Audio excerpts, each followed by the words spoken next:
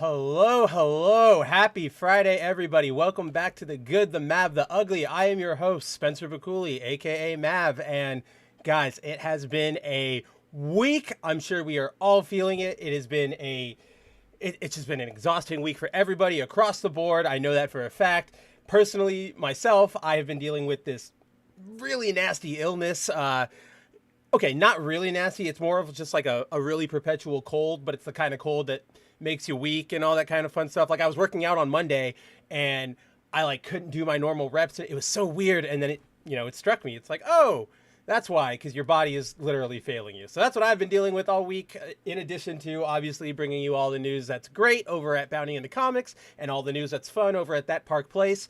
But we have had, like aside from our own personal dalliances, our own personal lives, it has been a week in the things we love, whether it's video games, movies, comic books, all that fun stuff. So obviously, as always, what we aim to do here at this show is give a little bit of a deep dive into topics that might not get discussed around the sphere, where other channels might touch upon Madam Web or Kane or something like that. Here at The Good, the Mad, the Ugly, we want to give a deep dive. We want to really get into these. We really want to let our inner dork fly out. If you know what I mean, right? You follow me? So, with that said, let's get tonight's show on the road. Let's start with saying hello to the chat. Obviously, you guys all noticed that we are starting 1 hour late tonight. Again, that is because I am currently sick, and I just needed that one extra hour to sort of clear out what I had to do for the day. Just get everything settled so that I could be here with you fine ladies and gentlemen this evening. So I apologize for the delay. I'm glad for everybody who's here. Let's start off by saying hello to Ravul, who I know was the first person in the chat tonight, saying hail all. Ravul, my buddy, always nice to see another weeb in the chat. And of course, my girl Colt Cassie Cage is here. She's fire, fire, fire, fire. If you guys are not subscribed to Cassie's channel, if you're not following her, if you're not watching her streams, if you're not watching her podcast, the Too Real for Feels podcast, go do it. It's a great time. Better than 98% of the video game podcasts out there that are just dorks talking about how much they love the latest great release, right? And I always say 98, Cassie, because I'm here too. I'm the other 2%. I'm better. No, I'm kidding. I'm completely kidding. It's all love, all fun and games. But yeah, guys, so where do we even sort of start with this week? Gosh. I'm going to pull up everybody's favorite news website, Bounding into Comics, because legitimately, guys, aside from sort of the general Marvel news that's been going on with the continued shakeups to Kang the Conqueror and whatchamacallit, it was the shakeup to Kang and the Fantastic Four casting, which I think will probably, we can start off with that. Like, why don't we start off with this ridiculous Fantastic Four casting news, right? So, let me pull it up.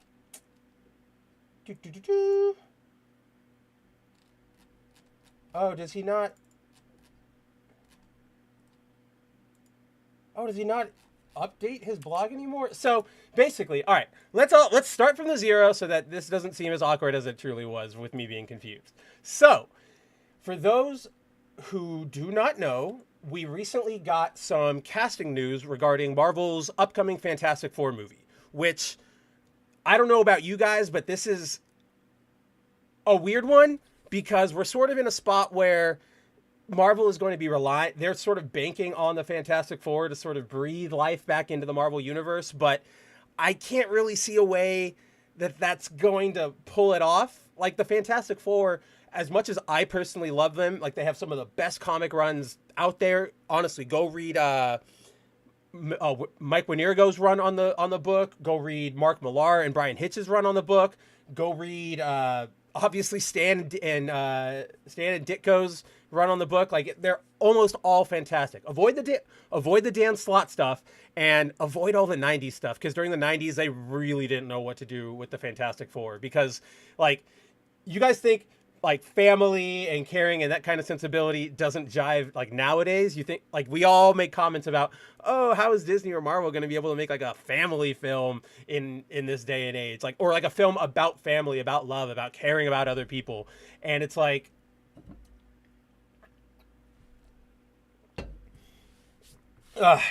sorry. Now I lost my train of thought. Cause yeah, it's like, does anybody really trust Marvel to really handle this property well nowadays. It's a little too late. Or what was I even saying? Hold on. I was oh yeah. Let me backtrack a bit. So, and again, guys, thank you for bearing with me on tonight's stream. My head's going to be a little loopy, more loopy than usual, thanks to the cold medicine and stuff like that. So if I get sidetracked, if I lose my train of thought, I don't know. I'll owe you guys. I'll find something to add to next week's stream. We'll have some special icon for you guys as a graphic to apologize. I promise. But they're looking now. We've spent the last couple weeks talking about the downfall of Marvel, how Marvel Studios is sort of in the pits. The Marvel's opened this week to the lowest opening of any Marvel film of the MCU. Like, it's lower than The Incredible Hulk before adjusting for inflation.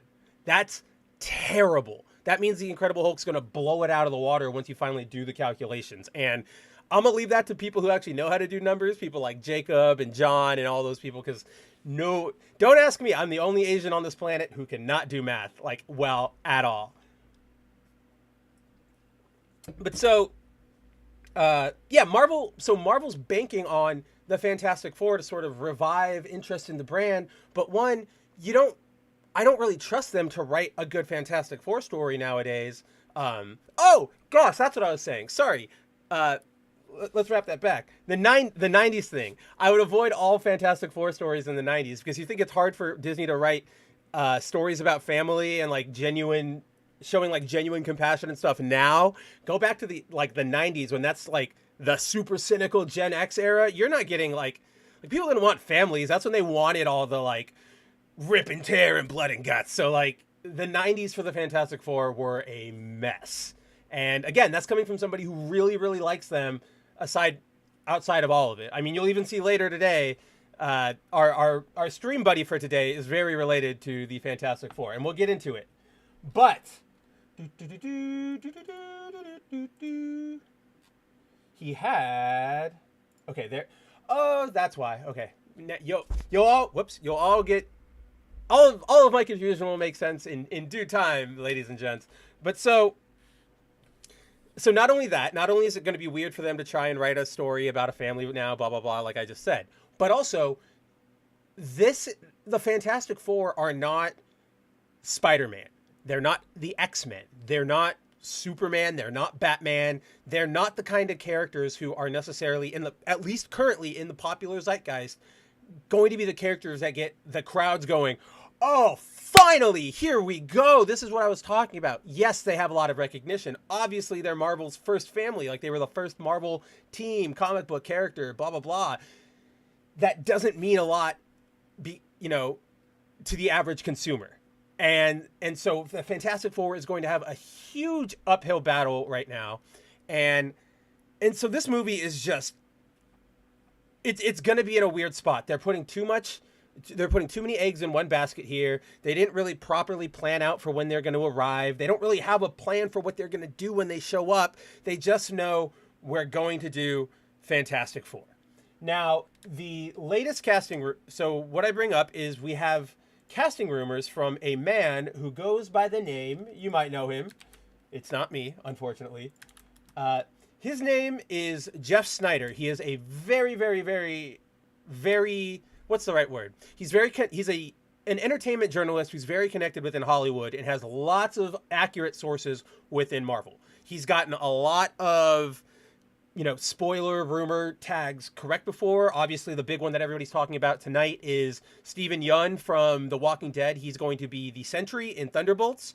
We can probably talk about that a little bit later on, but that's I bring that up just to, sort of give some credentials for Mr. Snyder, let you know that he's not just a crank. He's somebody who's got some actual connections, knows some actual information. He's been the main source for a lot of the information about Blade, about how much of a disaster it is, about how Mahershala is not happy, about how the script's gone through like 6 different writers. So Snyder, pretty good track record. He's not one to stake his reputation on crap. So Jeff Snyder, and this is what led to my confusion earlier. Snyder, thankfully, like good to his credit, finally launched his own website where he's dropping these scoops now, where he can monetize them himself instead of letting everybody else do it, right? Because he was previously just giving out his tips on his podcast, The Hot Mic with John Rocha. But obviously, you watch the hot mic, okay, like some people will watch video, but other people just want to read the scoop, right? So they'll go to Bounding, or they'll go to Cosmic Book News, or even CBR or comicbook.com and grab the information there. And so no views going. So I totally get it. I totally like it. I totally support it. But Mr. Snyder, so when I went looking for a second, or like when I went looking for a site a second ago and I went quiet, it's because I went, the In Snyder, and it pulled up this old like WordPress blog that had like no entries on it. And I was like, this can't be right. I know I just read the article today, and it's because there's like a domain thing, yada, yada, yada, all that fun stuff. Regardless, our man, Mr. Snyder, came to us earlier this week, actually not even that much earlier, I think like 2 days ago, with the news that, how do I, whoop, yeah, Stream Deck, still getting used to the Stream Deck, guys. We're still getting used to it. I swear, I'm working here. All right, there's Firefox. So Snyder came out yesterday, the day before, and he, with some Fantastic Four casting rumor news. And this, according to Snyder, is your upcoming first family. We have Pedro Pascal as Mr. Fantastic, and we'll get into it, don't worry. Vanessa Kirby as Sue Storm. This guy, I believe he's from Stranger Things, yeah? Is going to be, let's see.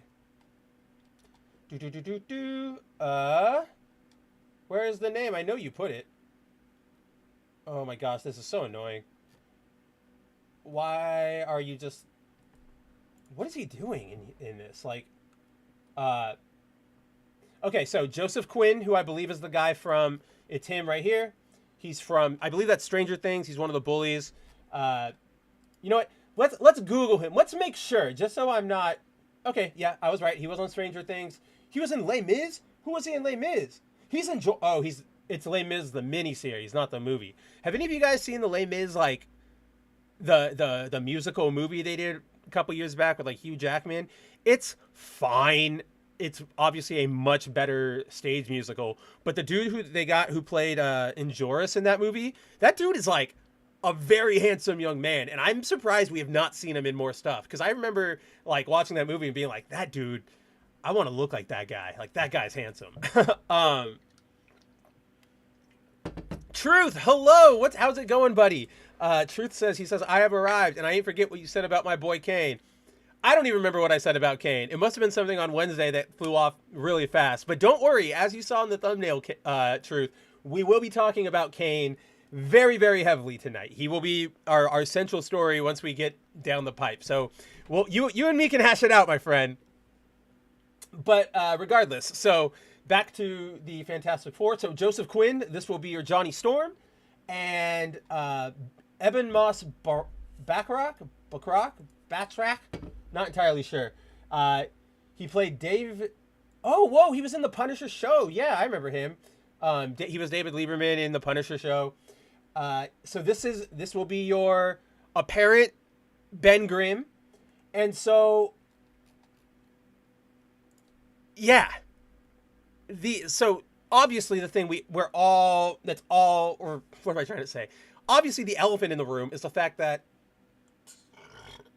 pardon me, not only has Disney yet again race swapped another character. If this is true, we're going off of right now, the entire rest of this segment, we will be treating Snyder's scoop as if it is currently the most up-to-date information. Obviously things are moving, blah, blah, blah, blah, blah, blah, blah, but that's where we are with this. So yeah, the current elephant in the room is the fact that Marvel's not only going to be race swapping another character, right, like they always do, but it's going to be played by Pedro freaking Pascal, who, I'm sorry, guys and gals, when I think Reed Richards, I do not think Pedro at all. Even if you were like Spencer, cast a Latin person. Like you have to at gunpoint cast Reed Richards with a Latino person, a Latinx person, right? I would totally. Oh, Truth. Well, no. So Truth says I forget what you said about my boy Kane, about him being the same dude in the Madam Web trailer. We'll get into it. He's not the same dude. It's a whole thing. I obviously got cut off on the discussion on Wednesday. Don't worry. We'll get there. But yeah, like I don't get Reed vibes from Pedro. So to me, there are two things at play here. One is, according to Snyder again, during an appearance on the hot mic, the reason Reed is where was the story? This went up earlier today. Yeah, the reason Reed we haven't fixed that yet, so I'm just gonna leave it here.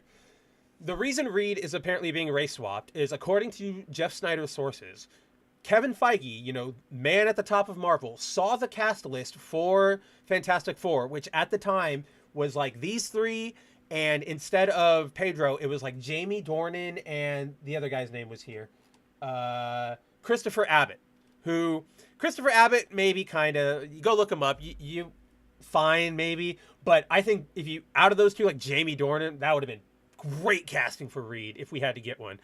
But so obviously Marvel's not learning any lessons. They're still doubling, tripling down into their identity politics when it's clear that stuff does not help them in the slightest, right? I don't know how many people are like, I don't know. It just seems so, I think we've gotten to the point in Hollywood where people know that the representation thing doesn't matter if the stuff is just bad, right? They tried to pull this defense with the Marvel, saying, oh, only the sexist, only the race, only the blah, blah, blah, all the stereotypical tired cards. They tried to come out with that, right? And say, that's why the Marvels failed.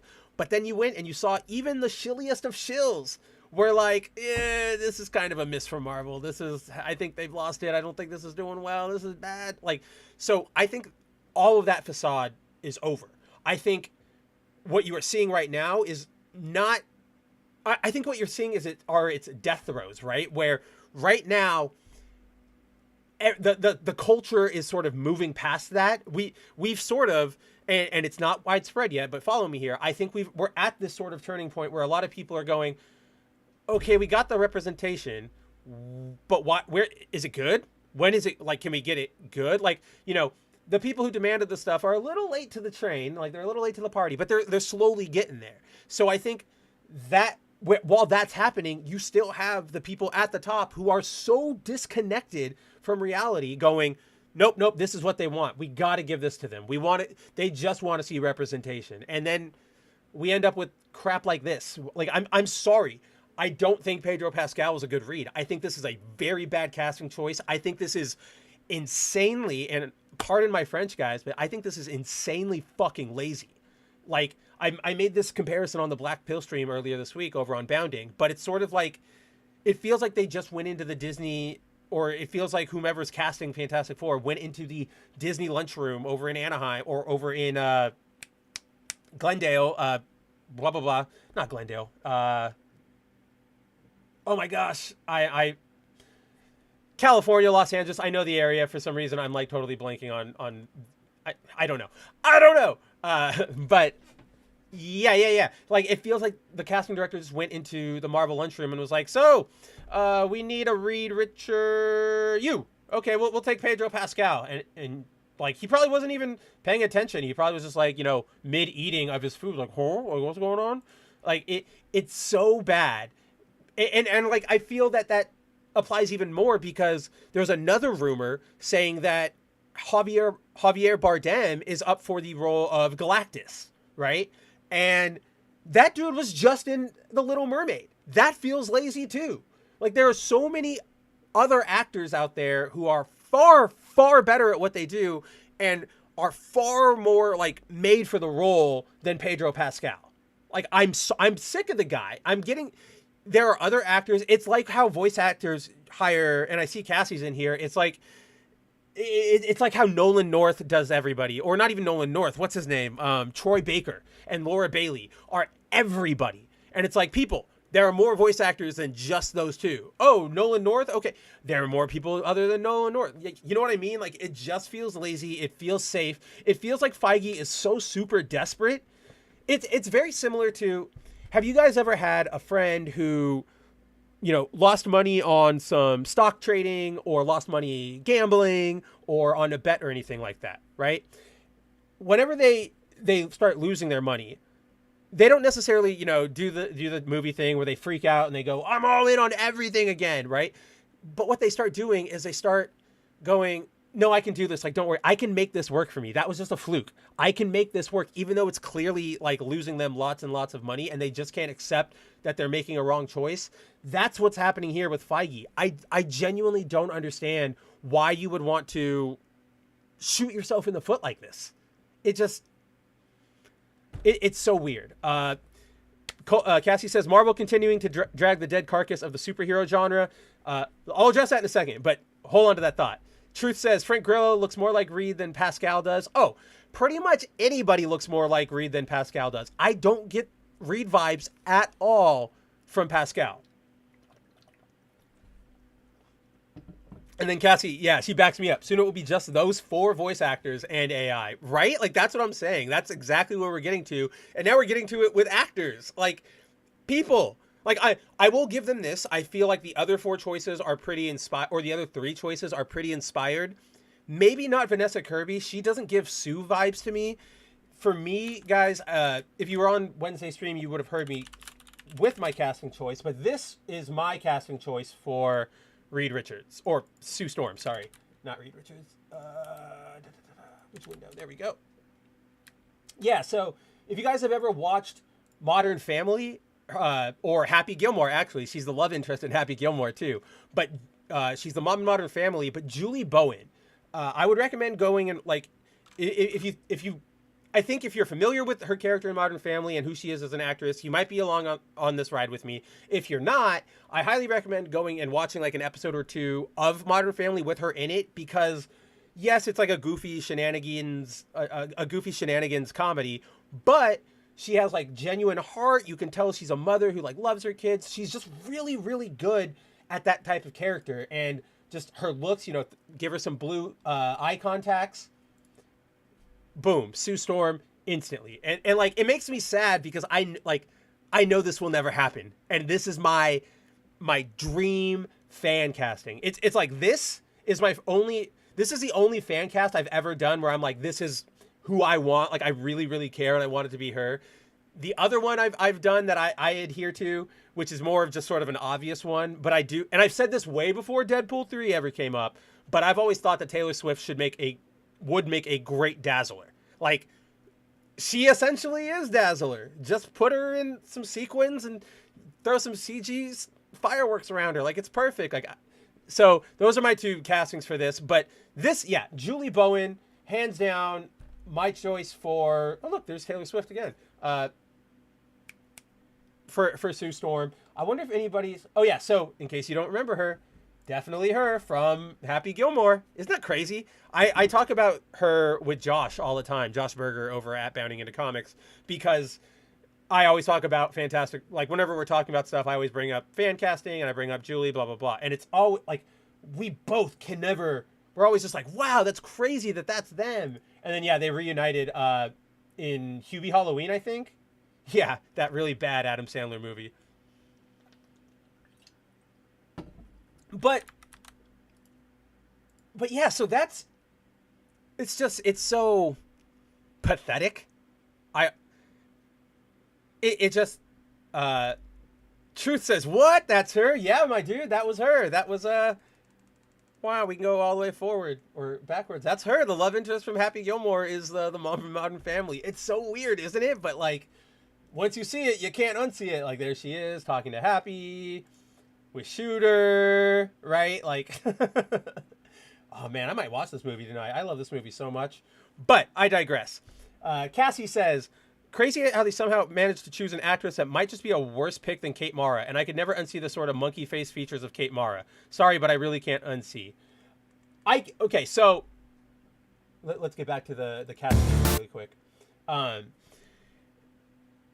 There's so much I want to address in that, Cassie. The first is that, like, I know exactly what I'm trying to like formulate what I want to say. I know what you mean about Kate Mara's like features, right? She has these very distinct like her face, like she's got like, I can't even describe it. Like, okay, so pro tip for everybody out there, if we're ever together and you get like mugged and we have to go give a sketch of the assailant, you're getting a stick figure. Because when it comes to describing people's physical appearances, I am awful at it, because I just feel like I don't have the right vocabulary to describe like appearances. More like I have the vocabulary to describe art, but not like physical. I don't know. It's weird. I have a hard time with it. But I know what you mean about her appearance. She has a very distinct look to her. Sometimes she looks fine. Sometimes she looks like off. I don't know. It varies. It's very much hit or miss with her. But I also do know what you're talking about. I think it's less prominent in motion. I think, Cassie, I'd probably say that. But obviously she's got like it's like flatter. I don't know. I don't know how to describe it, right? Yeah, see, Cassie, like she does have a weird look. Like I don't know what to say about, like I don't know how to describe it, but I can see it, right?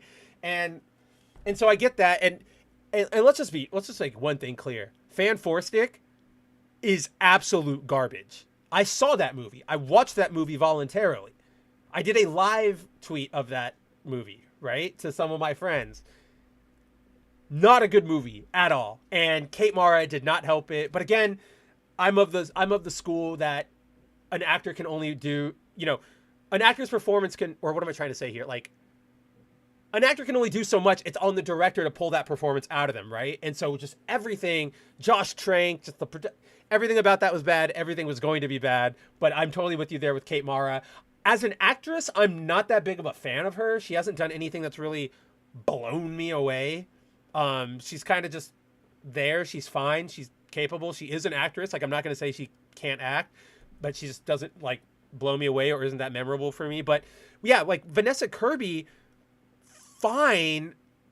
But I also feel like she just doesn't have presence, right? Like, for example, I'm sure, and like I'm semi-mainly addressing Cassie, but I'm also addressing anybody out there in the audience who's seen the movies, who's watching the VOD. If you've seen Hobbs and Shaw, and I'm pretty sure, Cassie, you've seen Hobbs and Shaw, or you at least know about it, the Fast and the Furious spinoff, Vanessa Kirby is like the tertiary protagonist, like after The Rock and Jason Statham. But I dare you to remember anything she did in that movie, what any of her role was.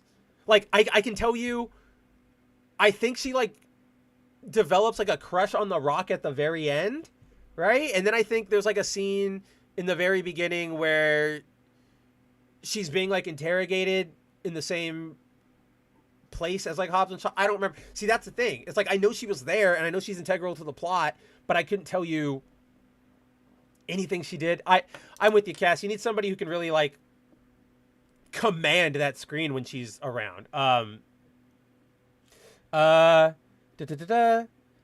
watch too much Toku. I'd probably be able to do it unless it's Black and Black RX. Those two actors look almost identical. No clue why. I'm really bad with actors too, man. Like, that's why I have to go for roles. Like, oh, do you remember the person who played that and that guy? Oh yeah. Like, I can't be like, oh, remember Michael Fassbender? He's like tall, he's white, he's got brown hair. Like, that's as far as I can go from Michael Fassbender. RC, what's going on, my guy? Hail to you. Really, I avoid everything Fast and Furious as if my life depended on it. I cannot stand that kind of fart sniffing BS. That's surprising to me, Cassie. I thought you would have at least watched Hobbs and Shaw because it's just like schlock. Like, it's good schlock, but it is schlock. And you guys are all missing out. Like, Tokyo Drift is the best Fast and the Furious movie. No cap. Full stop. End of discussions. Don't at me. Go. You all have homework tonight. Go check out Tokyo Drift. But yeah, it's just, what are you doing over here? It feels like this, like your Reed Richards should just, I don't know. I'm so, I don't even really know what to say about this that hasn't already been said a million times before, right? Like, it's stupid, it's lazy. Who really wants to see this version of Reed Richards, especially when you have so many other ones out there? Like, I'm bored. I don't care. Like, that does not interest me. As somebody, like, look, obviously we're all tired of Marvel. We all are done with their derivative formulaic bullcrap. But that does, I at least personally am one of those people who's like, look, if you give me a genuinely good product, I will give like credit where credit is due. I'm not going to let my personal issues, make me hate something objectively good or whatever, right? But this to me doesn't inspire any sort of confidence that that is what they are going to do. This just feels like they're still on their crap out whatever and pray for the best way of filmmaking. And to be honest, it's the hubris of one man. It's Kevin Feige, because as we've learned in the last couple months, you know, between the MCU, the Reign of Marvel Studios book, and the Marvel's interviews, and just all the stuff we've learned that's come out, Feige is like, he's in charge of everything, to the point where, like, he has to have a say on every script. Everything has to go through him. He has to have creative, like, say, like, final say on everything. He calls the shots. And it's just like, that's not good for anything, for business, for whatever. Like, on one hand, of course, if you're running yourself ragged and you're torn between a million different projects, whatever you make is going, like, everything else is going to suffer just because your attention is gone, right?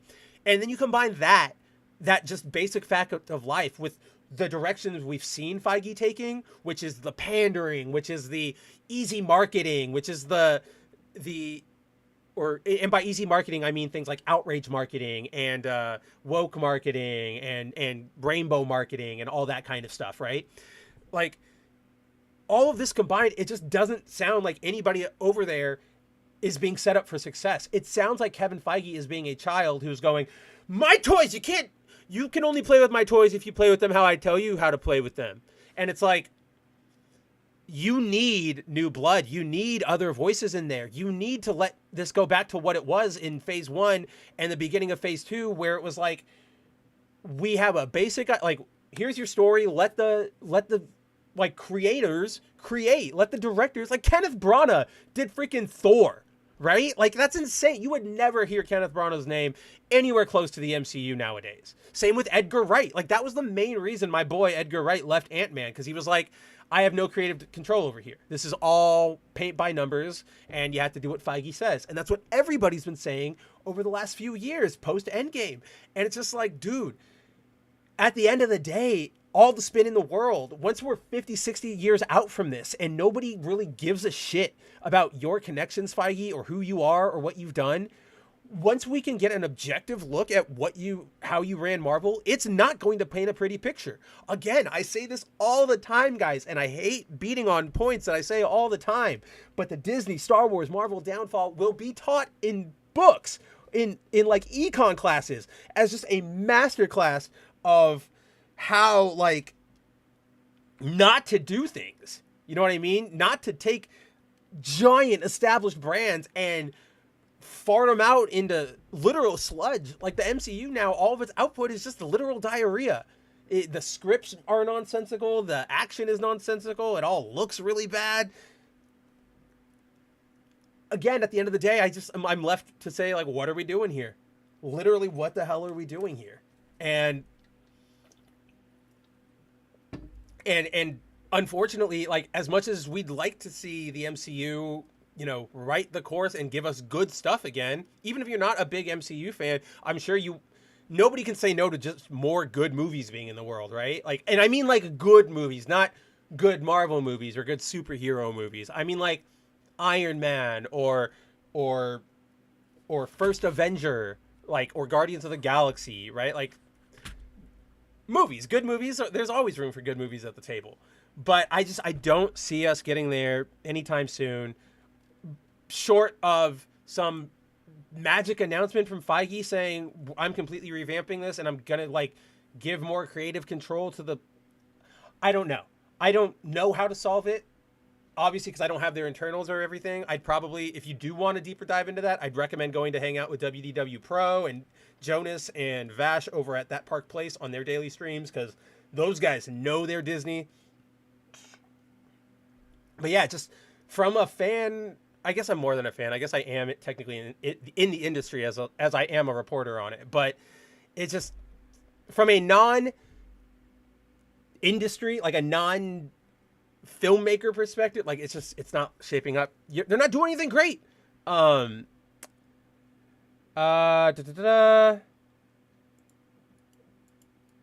It's like that one Toy Story Robot Chicken sketch where at the end Andy throws the toy away. Not sure. Oh, you're talking about Feige. But see, Feige's not throwing anything away. He's just letting everything get ripped up and torn. And when you say, hey, how about we... it's more like a child who has an action figure or a doll or a toy. And, maybe you notice it getting dirty. Or maybe you notice that its arm needs to be popped back in. Or maybe it's out of batteries. But the kid really loves the toy. So it's not going to be easy to get it away from him, blah, blah, blah. It's like that situation where you go up to the kid and you're like, hey, can I see Spider-Man for a second? And he goes, no, my Spider-Man. It's like, don't worry. Like, I just want to help. Like, I'm really here to help. Like, can I just see him for a second? Like, no, no, no. And it's like, fine. If you want to play with a broken Spider-Man toy, play with your broken Spider-Man toy. But we are all here. Like, people are ready to help. There are options. You don't have to do that. You know what I mean? Like,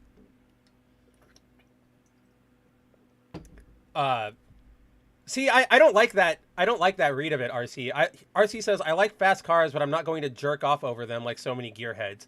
I think that's a really unfair read of what the fast movies are, because they're not movies jerking off about the cars. Like, the cars are a central feature, yes, but it's not like they're sitting there going, check out all these little details on every single thing. It's more about, especially as the films go on, they're more about action. Right? And just dumb, over-the-top Hollywoodness. Now, am I saying they're good movies? No, not by any means. They're not great. But I do think... I think trying to justify why you don't like something by sort of framing it like that, instead of just going, I don't like it, is a little disingenuous. Because there's a lot of good stuff to be had in there. And then there are, like, what about other things? Like, I don't necessarily know anything about drumming. I don't know anything about how to play the drums. But Whiplash was incredible. I was gripped. I was there. I've never had a formal music teacher, but I was involved in it. So it's just, to me, it sounds like it's more of an issue of taste than it is, anything else. So let's see. Yeah, that's Fantastic Four. I don't know if I don't really have much more to say about Fantastic Four. It is what it is. My one hope is that if they do a Galactus, that they don't play the Galactus element up. So, like, the current rumor is that they want that is Car Ranger. Truth, yes, it is Car Ranger, and you know what? They be jerking, but it's fun. What was I saying about Fantastic Four? Like, my one hope for Galactus is. So, like, the current rumor is that Marvel is currently interested in a Latino actor specifically to play Galactus, which weird, right? Like, because Galactus is a giant space entity. He's a force of nature.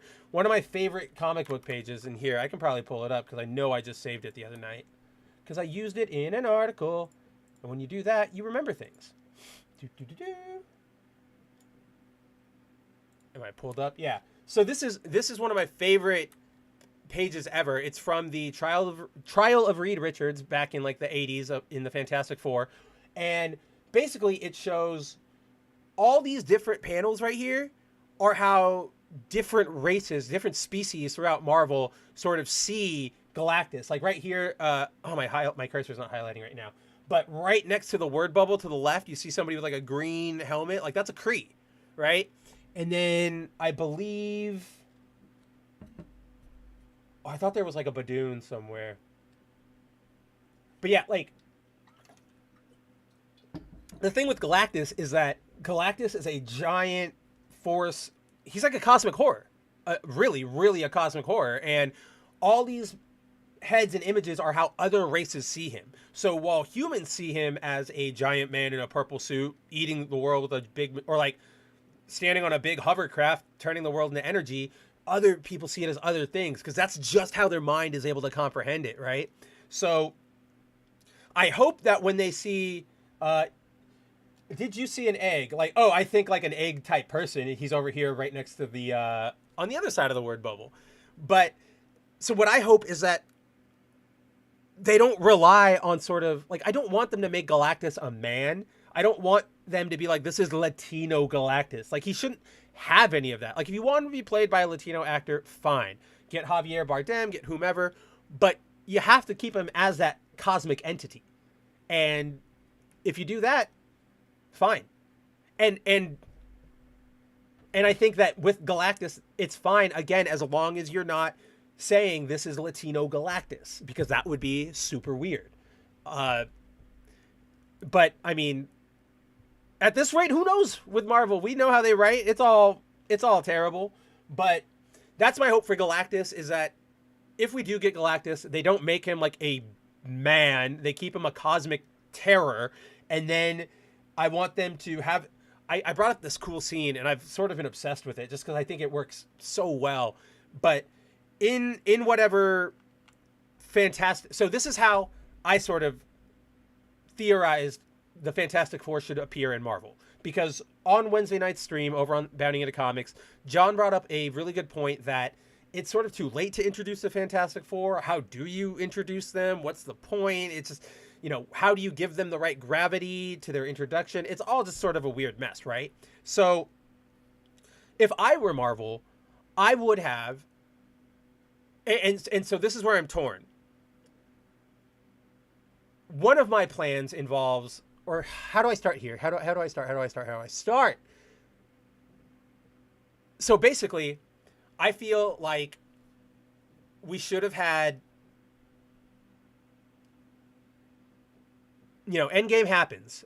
All the Endgame stuff happens. Then give us maybe like 2 or 3 solid projects that deal with the sort of aftermath of everything, and then like the birth of the multiverse. Like maybe we could have like WandaVision and No Way Home and Multiverse of Madness. And again, redo them all so they're actually good this time.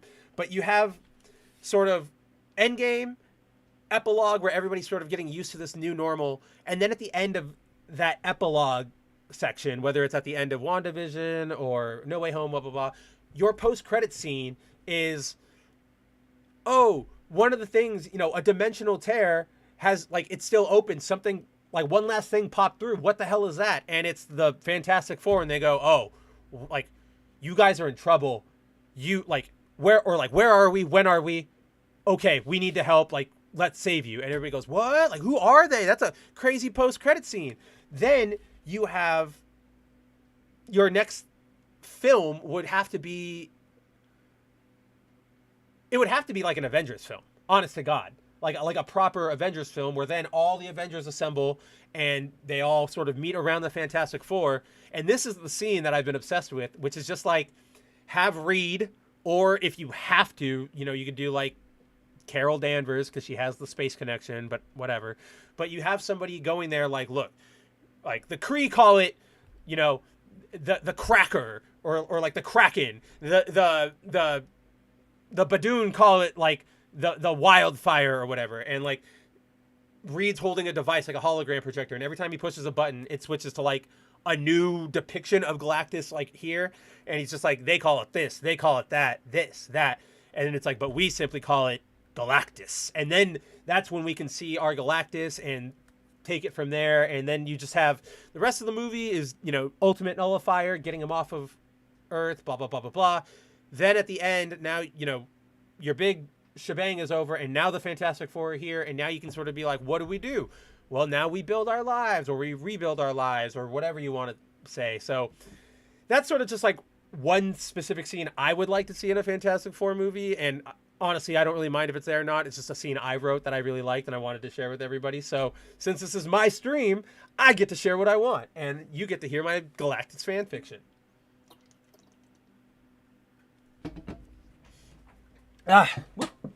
All right. Guys, my throat is killing me. Like, so if it seems like I'm taking more water than usual, it's because I'm trying to cool it down. And yes, okay, before we move to our next topic, 'cause I think we're about good enough time to get into our next topic, but I didn't point out, and I noted it before, but today's stream buddy is my boy, The Maker. So if you guys aren't familiar, basically The Maker is a Marvel villain. He is the ultimate version of Mr. Fantastic, who broke bad and went insane because he basically was like, wow, this world is awful. What if we could just make a world, like, why can't, we're so smart. Like, the scene is him talking. There's a scene of Ultimate Reed talking to Ultimate Sue, that explains his motivations for becoming the Maker. And essentially Reed realizes like, wow, the world sucks, but we're so smart, Sue. Like, we can do something about it.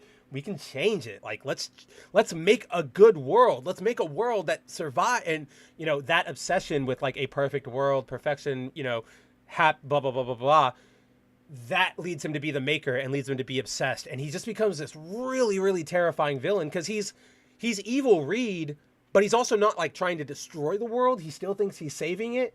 And there are just so many good stories, like with him and Venom, him and the Ultimates, him and Miles Morales, if you could believe that. So lately, just I've been writing a bunch of stories about Secret Wars, and the other night I just got into a rabbit hole. I went down a bunch of Maker stuff, and I was just like, man, I seriously dig this villain so much. I even made this post on Twitter where it's like, yeah, see, I just think the Maker is a really, really cool villain. And you've got like this scene where he like reveals himself to Thor, like, I want you to see my face. And here, like, he's just so cool. I don't know, guys. I don't really want to sit here and read like comic book panels to you forever because I'm sure we've all got better things to do with our time. But go check out Comic Books with the Maker. He rules. This is today's stream buddy is from the very first reveal of Reed being evil. So he, instead of the actual metal helmet you see in the panel over here, he has a sort of hard light projection, which I think is really cool. I love hard light imagery, like Green Lanterns and stuff like that. And I just really love it. And I just really wanted to highlight it. I know, I just really like that art. So before we delve into our main topic of tonight, I want to make a quick detour to ask you guys, have you guys watched the latest bit of information about Suicide Squad Kill the Justice League? So this game, oh, why is it Julie? That's not the copy paste that I wanted. Go, get into the bar. So, if we all remember, for those who don't remember, rather, let's put it that way. Suicide Squad Kill the Justice League is the upcoming follow-up by Rocksteady to their Arkham trilogy of video games. The fantastic Batman games that, you know, blew everybody away, sort of redefined what it meant to make a superhero video game, open world video games, all that kind of fun stuff. So that company's sequel will be a live service multiplayer co-op Justice League game, where essentially the plot is Brainiac has invaded Metropolis and brainwashed all the superheroes, and now it's up to the Suicide Squad, consisting of like the four most boring members of the team being Harley Quinn, Deadshot, King Shark, and Captain freaking Boomerang. Like, who really cares? But your job as them is to kill the Justice League. And so for those who don't remember, a couple months back, actually I think it might have been like summer this year, right? Maybe a little earlier. They released the first look at the game, the first trailer, and it was near universally rejected by just players of all stripes, whether casual, hardcore, fans of DC, non-fans of DC. Everybody was like, this is really bad. It looks so generic. It looks like you're going to charge us out the butt for everything. It featured what I think is probably one of the biggest problems in video games nowadays. And I'm going to bring up a screenshot just to illustrate my point, because I don't really know if I've ever had a proper talk on this. And I know if anybody, like if Al or Nils or Steven are in the chat, I know they're going to be sick of me complaining about this. But recent years have seen this turn in video games away from, you know, action, actually doing stuff, to menus, gear, little percentages, everything goes up. You've got to nitpick everything. Ooh, look at that. You get 7% more ammo capacity. And oh, look at all these icons up here. You want to look at your talents. You want to look at your battle pass. You want to look at your costumes. You want to look at your contracts. You want to look at the map. You want to look at your team. One of my biggest issues with modern video games is that there are too many goddamn menus. stop with the menus. It is one of the biggest things I have when I want to like start a new video game is, oh, I'm going to hit start. How long till I actually get into it? How long until I can actually play the game and not have my handheld and not have to deal with menus and menus and menus? Very rarely happens nowadays. So what are like, hold on. Truth is saying, have you heard, I'm going to try to read this title, guys. I don't know the title. I don't speak Japanese. Wish me luck. Nichiasa Suki no Taku ga Akuyaku Seto ni Tenishita Keka Hametsu flag ga Hokai Shiteku Ken ni Tsuke. It's a long title, I know.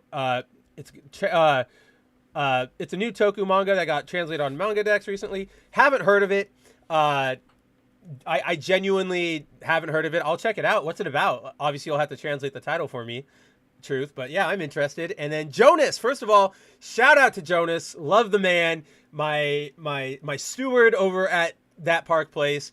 So I'm really happy to see you, Jonas. Just excited. Yeah, I just like hanging out with you, talking to you. And I know that there was a piece of blasphemy in there. And I know I knew that would hit some of my viewers, but I sort of intentionally used the blasphemous angle because I needed to sell just how heavily, like, I hate this stuff. And it's just like the menus, you've got to go to a menu for this to switch your character, to switch your costume, to choose your mission, to change your map marker, to do this. And it's like, I want to plug the game in and I want to go. Even very heavy story focused games from back in the day, Pokemon or Legend of Zelda, like, yeah, you had to get through some exposition, but they didn't take 9 hours to get you there, and you didn't have to go through 12 hours of menu searching and cataloging just to get to the right place. When I picked up, like, obviously, like pretty much everybody, I'm sure, when I tried to pick up Fortnite before. Like, I don't play it now, obviously, but Fortnite's a big thing. Everybody's playing it. Might as well give it a shot. That game has so many menus that I legitimately don't even know how to start a match in that game. And yeah, people can make fun of me and call me boomer and yada, yada, yada. But like, I genuinely hate the Fortnite screen, like menu, GUI. I don't know what you want to call it, but I hate it because it's too much. I just want to, even like if I go play on Fortnite, like you could play, I want to go into a game. It's like play. What mode? What kind of mode? What rules in this mode? Do you want teammates? Are you open to these skins? This mode, blah, blah, blah, blah. And it's just like, oh my gosh, where's quick match? Where's what, like, why is everything so overly complicated? And part of it, I have this conspiracy theory that it's preying on sort of the sunk cost fallacy of humanity, right? Where if you take the time to get acclimated with a given game's menu, whether it's Call of Duty, whether it's Pokemon, whether it's the Suicide Squad game, whether it's Kingdom Hearts 4, right? Whatever game you're playing, if you have to spend all that time going into the menus, you're probably not going to go, well, like after you've learned it all, you're probably not going to have the wherewithal to go, all right, well, I learned all that, now I'm done. Like, this game is bad. Even though I know the menus, I'm done with it. It's going to be that sort of feeling of, well, like, I got through it. Like, I know the menus. I might as well sort of just do it. Even if you're not conscious of that, it's definitely at play. And I'm saying this as somebody that it happens to. I definitely am, I don't know if guilty is the right word, but like, that's definitely happened to me. I've fallen into that trap. And so my tinfoil hat goes, oh, the more menus they make, the more people stick around and the longer they stick around. And the more that I'm going, the more they'll see our ads and the more they'll spend on our battle pass and the more they'll do that. And then, that's why it's like, imagine if there was just any other competitor that came and was like, here, play. You would blow everybody out of the water. I almost guarantee it. And it's just, it really, really, like, just menus put me off nowadays. And in addition to just menus, like, specifically this micromanagey stuff. Like, I remember this, probably my deepest experience with this sort of gear system was probably with both Diablo 3 and Injustice 2, where when I was playing those games, I was super dedicated and super heavy into, okay, let me get that new gauntlet for Batman that'll give me +2 to punch, right? Let me get that new sword that'll give me more lightning damage, or get that new hammer that'll give me more lightning damage on my paladin. I played those systems, and while they can be rewarding, nowadays that sort of grindy, looty, roguelike-y system has become so popularized, almost standardized, that like things. Oh no, no, no, no! Don't let me lose my train of thought. It's gone. Oh well. We'll rewind a bit. Maybe it'll come back to me. But basically, right. Like, so I played those games and I had that experience. And when a system like that is good, when it gives you genuine incremental increases, when there's genuine things you can change, 50% reload time, 5 extra bullets, 100%. When you see things like that, when you have gear modifiers like that, things can be fun. And when you have systems done right, like in Diablo 1, 2, and 3, where they crafted and detailed every little thing so well and balanced it that it all sort of works in tandem together, those systems all work. But when they're just thrown in sort of like they are here with Suicide Squad, where it's arbitrary. And Suicide Squad might be a little bit of an unfair example because obviously I haven't played the game, so I don't know how arbitrary it is yet. But having played lots of games that feature very similar systems like this that aren't well crafted, I know that the unwell crafted ones are very, very tedious to get through. You're sitting there going, why in the world do I care about another 2% upgrade to my ammunition? Like, what is even the point to this? And it just becomes very, very grindy, very, very stale. And it feels like they're abandoning ship here, like the Suicide Squad, and they're going, you know what? We know what gaming is. Let's just get the lizard brain whales and everybody else be damned. Jonas says, nobody ever says, quote, you know what my favorite part of the game was? Incessantly changing my loadouts. That's what I'm saying, Jonas, right? Like, so I don't know if you guys remember, or obviously I'm sure most of my audience will, but back in the day of like Call of Duty, right? Or the early Battlefield games like 1, 2, 1942, 2142, those games had loadouts and or classes, if you will, sort of like Overwatch or TF2, where you pick the character, you get a specific loadout, or like you get a specific weapon, then you get a specific like, maybe you get like grenades, maybe you get a healing pack, then maybe you get like a skill where maybe you can run faster, maybe you can reload from enemies, blah, blah, blah.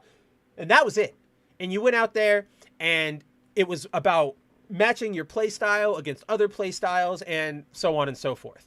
Nowadays, like if you load up something like Warzone or Modern Warfare 3, you've got to pick each individual thing from your magazine to your scope to your barrel to the skin to the keychain to the, like, for everything all the time, which on one hand, cool. I'm not against player choice, but once it becomes that tedious and it becomes that required to play the game, that's where I start going, all right, now you've lost me. Now this isn't a game. This is a weird specific competition zone. Truth says Apex Legends has got to have the worst menu I ever tried. Yes, I'm thinking about it now. I haven't played, like, I never downloaded it and played it myself, but I watched friends play it. Absolutely awful menu. But then, I think of things like, old school fighting games. Or not old school, but like pre-PlayStation 4 fighting games, where you would go, what do you want to play today? Online match? Okay. Ranked or casual? Whatever their two determinations would be. Click, click. Oh, you want to play ranked? 1 second, let us find you a match. Done, right? Now matchmaking's working, and you just got to sit there for a second, and they'll pair you with somebody. Nowadays, it's like, there's like 4, I don't know, it's just, they still try to matchmake, but it doesn't work, and a lot of times you've got to like join lobbies still, and then the lobby's got to join a lobby, and then, now, like, one of the things I really hate nowadays is that a lot of fighting games do is the virtual competitors area. basically we're like the example that's popping off the top of my head, and maybe I can pick up. Let me go look for a video example of this, but like. I just want to see how it works. So, can somebody just give me gameplay? That's all I want. That's all I want.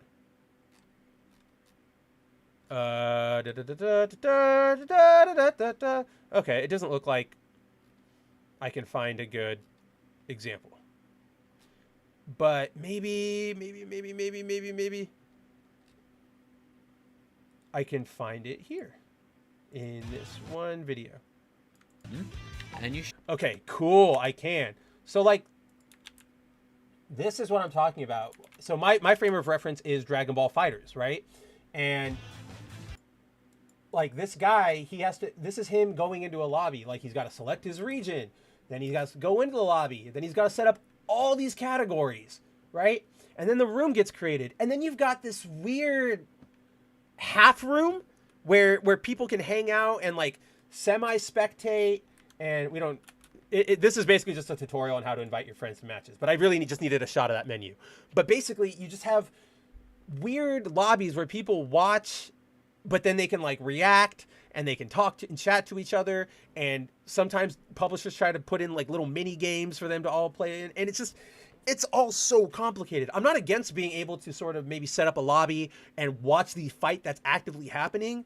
But once you start trying to recreate that crowd experience inside of a game with things that, because like when you're at a crowd, right? Like when you're at a game or you're having fun, you know, a cheer or a clap or a woo, those are really simple reactions that you can give. But if you had to say, open your phone, download an app, log into that app, load a specific noise at a specific time from that app to play out loud, you would probably be less about like why do I, like, that's so complicated. Why can't I just clap?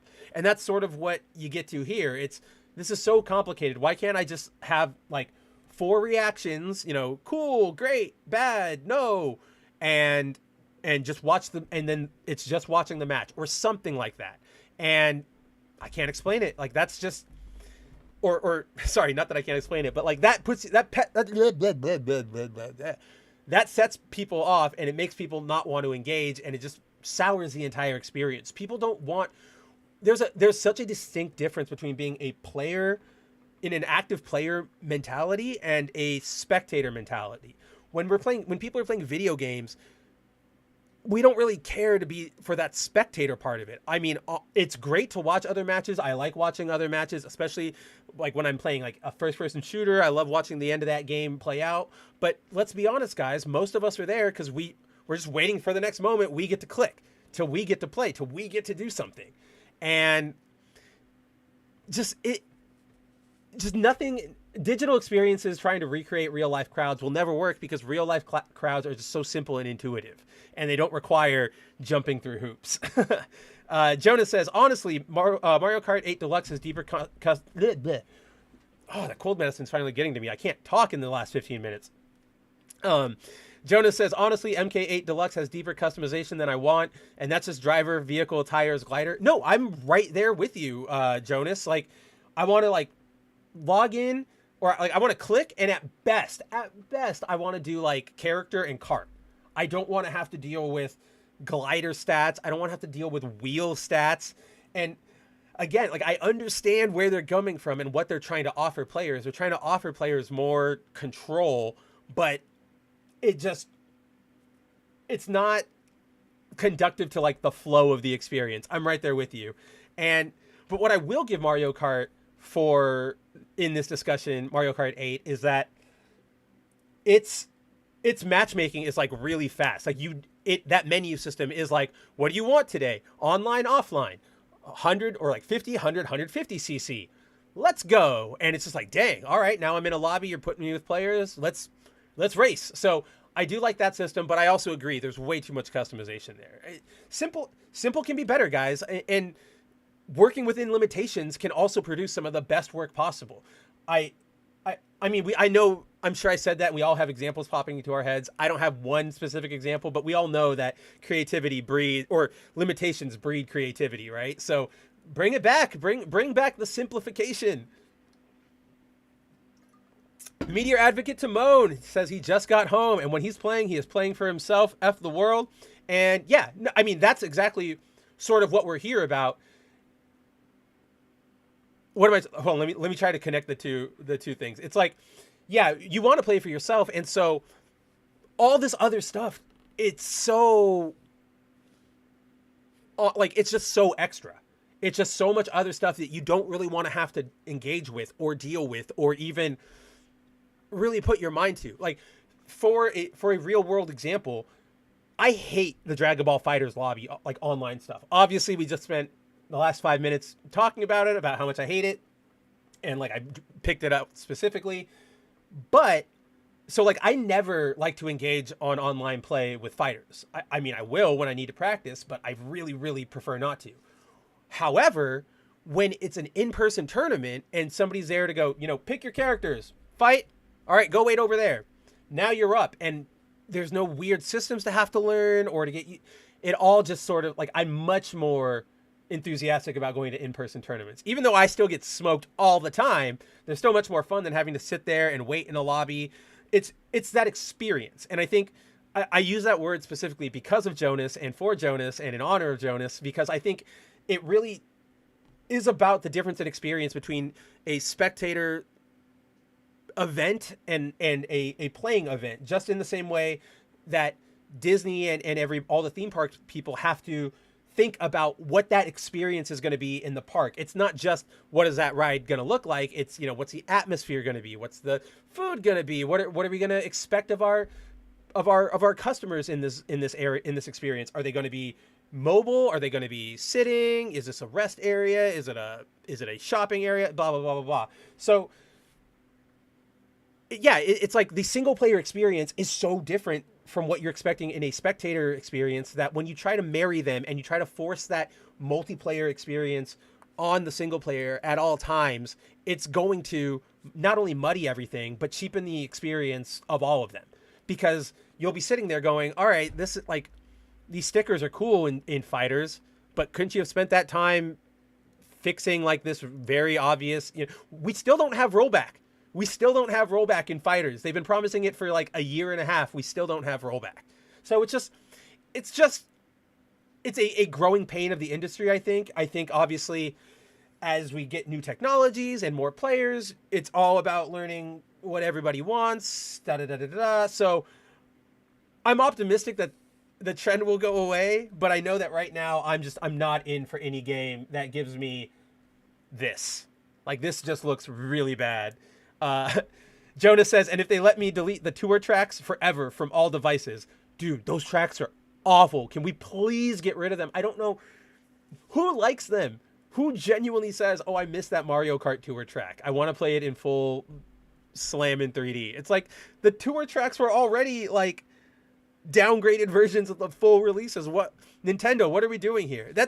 Nintendo's so weird, man. Like, on one hand, they're like so great and they steward their property so well, and they care about like the quality, and they're like, we're not letting this Zelda go out if it's crap. Like, we're going to delay it forever. But then they go and they like just make the weirdest marketing decisions and like DLC milking decisions. It's weird. It's kind of great. I love it. I don't know. I like Nintendo nowadays because I feel like they're the last company that, for all their faults, still actually cares about gameplay and not a message or like money accolades. Like, dude, did you guys see they're re-releasing? They officially announced this evening a remaster, a PS5 remaster for The Last of Us 2. That game was a PS5 launch title. Like, what are we doing here, guys? This is not that, like, that's not a healthy sign of a healthy industry to me. That I'm just baffled by it. I feel like, what am I trying to say? I feel like Naughty Dog should just go make anything else. But they're so obsessed with The Last of Us and they can't move on past The Last of Us. I don't know. I don't have any way to link that complaint back to my main discussion. I just really don't like The Last of Us pretty much in all of its incarnations. Yeah, that's right, Jonas. Jonas says, what? A remaster of a current gen title? Just patch the game. No. Now you get a full graphical update with, I think, like ray tracing. So all those graphical upgrades they made in the past 2 years, all that advancement, that's what you're paying full price for, $70 for, come, I think, like January or something. Zero says, yo, Mav, yo, Zero. Nice to see you, buddy. Always a pleasure. I was wondering when you would show up. Timon says, Nintendo sucks. And I had an SNES in the 90s, F Nintendo. See, like I can't disagree with that stance because I genuinely know where it's coming from. But I also, like, I hold the opposite stance where, like, they suck, but they also do a lot of great stuff. And to me, Nintendo seems less malicious than they are just stupid, right? Like with the fan game stuff where they always like cease and desist anything that comes out from a fan. That's obviously like, I don't think they're going because they're like, we want to hurt the player. We want the player to feel sad. We want to make sure everybody knows that only we can, like, this is rah, rah, rah. I don't think they're being like that. I think they're just sort of not understanding of the evolving media landscapes. So you get like, oh, they're making a remaster project. That's going to take sales away from us. We got to take them out. And it's like, in reality, this would drive sales to you. And it, you know, it keeps you in the cultural conversation. It builds goodwill. They're just not there yet. And unfortunately, Nintendo tends to be pretty far behind the times when it comes to trends like these. So they need to play catch up. That's not to excuse what they do. They do a lot of shady, really bad, crappy business practices. I mean, don't even get me started on, well, the lack thereof of attention paid to Pokemon in the last 10 years, where everything is just copy pasted. Everything is the same sprite. Everything is the same 3D model. The 3D models don't even move. They just statically glide across the screen, right? Like, so I get that there are very valid complaints, and I actually think like your take is very valid. I just find it interesting because I also hold the opposite one. Truth says, in other news, I've begun creating a map of the story or for the story of my comic. I also have done some change the story and abandoned a few points because I know it wasn't good for quality. I'm almost there to figure it out. So first off, congrats on making progress. That's awesome. I love when people create. I love following people on their journeys while creating, and I especially love hearing when they're having fun with it. I'm very impressed by you. Impressed is the right word, but also like I admire you for doing the world map that you're doing, because I'm not gonna lie, I have several different stories that I am working on and crafting and everything in my free time. The map's so hard. The maps are like the hardest part about it because that tells everything about your story, right? So good luck with that. And obviously, if you want to like shoot something over to me on Twitter when like what your progress is, I'd be glad to, you know, take a look on stream, show everybody what you're working on. Good luck with that. And then Timon says they treat the largest market. Okay. This is completely fair, completely changes everything, and I have no argument against it. I only say I agree, which is Timon says Nintendo treats the largest market, Brazil, the largest market in the Southern Hemisphere, Brazil, like crap. F them. And yes, Timon is completely right. They do crap all over Brazil a lot. They don't make it easy for you guys to get things. So I don't even. You're right. I what's the term? I cede my way, or like I yield the floor, right? Like I yield to my opponent. Timon, you totally hit that nail on the head. Cool. Yeah. Whatever you're comfortable with sharing, Truth, it's all on you. It's your project. I just want to be a supportive cheerleader. I want to be here to boost you up, to get your word out there, all that fun stuff. But back to the Suicide Squad, all that said and done. So that's basically my big issue with sort of this gameplay era we're in, this menus, this micromanaging. It's all so boring, or not even boring. It's tedious. It's sort of learn the right tone for your game. So for example, like God of War Ragnarok. full disclaimer, I'm not a big fan of the new God of War games. I'm not a big fan of any sort of Sony cinematic title, like the walking simulators. The only one I will acknowledge liking is Metal Gear Solid 4, but that's also just a completely different story because that's sort of when, like, you had to. Metal Gear Solid 4 is one of those you had to be there sort of moments. Like, yes, Metal Gear Solid 4 has 1,000,004 cutscenes and it goes on forever, but playing that game when it came out, seeing the like conclusion of 20 something years of Metal Gear lore, like that, a series that had started before I was even born, like in the 80s. It was just this moment where you had to be there, where every bit of cutscene was just like enrapturing, and you're just like, wow, I'm there. But again, it is really, really cutscene heavy. It's don't like my favorite anecdote about how heavy cutscene heavy that game is so I played that game in the summer between like senior year of high school and freshman year of college. So obviously in that summer, we're all, I would hang out with my friends a lot. We would all just kick it at houses, and that was one of the games that when they came over, my friends would watch me play it because it's a single player game, blah, blah, blah. We'd sit around, talk, shoot the shit. One day, pardon me, and I don't recall specifically which cutscene it is. I'd have to go back and look through the entire, like, what do you call it? Not menu, but, oh my gosh, I haven't, like, used a physical DVD in forever. Like, a menu selection. Like, I'd have to go through, it's not even menu, like, scene selection. That's what it is. That's what I need to look at. But it's nearish the end of the game. And I was with my friends, and it was like 1 p.m. in the afternoon, and I get a text from my girlfriend at the time, and she's like, hey, I have lunch in like 30 minutes. Do you want to come hang out with me and maybe like bring me some food? I forgot lunch, or like I forgot my stuff at home. And I was like, sure, not a problem. So this cutscene starts, and while the cutscene's going, I'm in the other like kitchen. I'm like making food for her while I'm watching with my friends, blah, blah, blah. The time comes, and I'm like, crap. Well, YouTube exists, and I can just watch it later. I'm going to go see my girlfriend. I'm going to give her stuff. I'll be back. I go and I hang out with her hour and a half, maybe hour and 45. I get back. That cutscene's still going. Like, I'm not joking. I got back, and I asked my friends, I'm like, oh, so what happened? Like, did you guys play? Like, who played? Who did what while I was gone? Did you use any ammo? And they're like, same cutscene. It's bizarre. So, like, I totally recognize my hypocrisy there, but that's the only one of those games I sort of really like. But, yes, snakes lived a hard life, and cats do like to play as snakes. Dude, I love every single, the like ending cutscene, the salute, the reveal of Zero still being alive, the fight between Ocelot and Snake where they keep going back between like all the health bars from the previous games. It's just, mwah, I love it so much.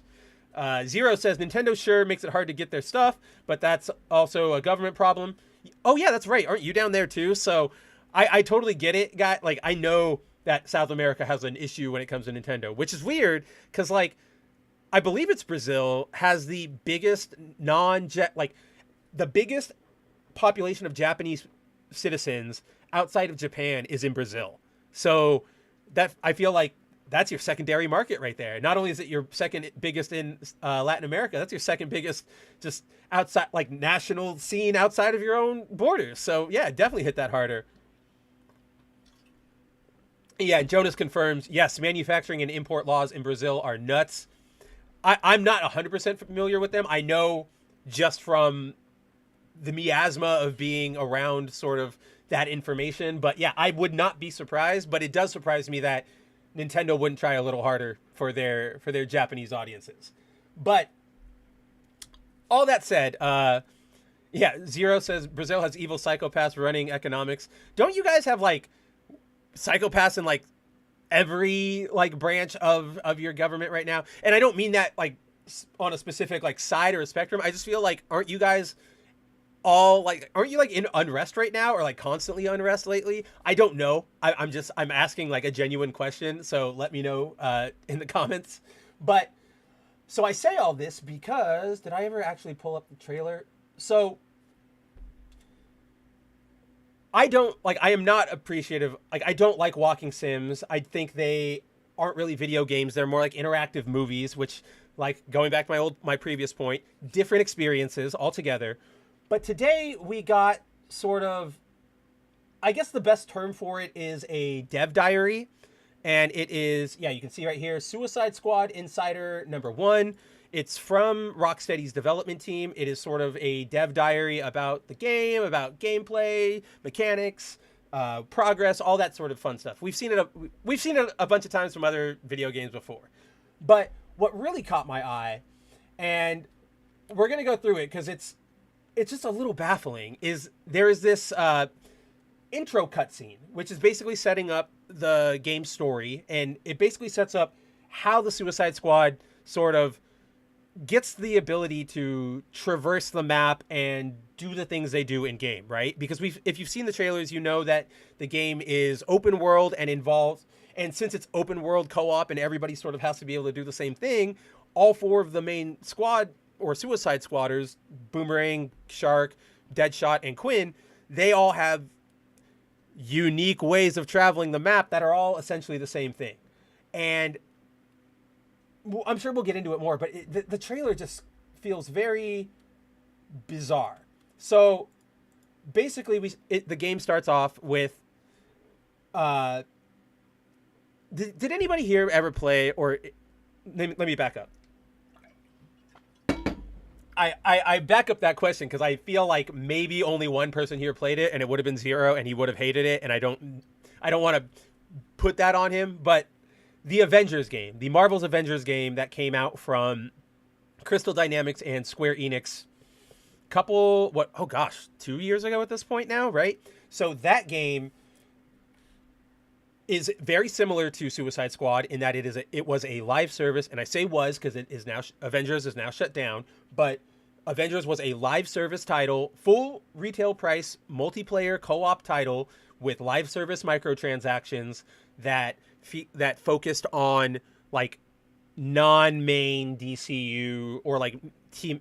You know, this is Suicide Squad. Avengers was Kamala Khan, but the main similarity I noticed is that the events of Avengers start when the Avengers are attacked during this sort of, what's the right term? Sort of like a celebration, right? It's called like A Day, Avengers Day. It's basically this huge, like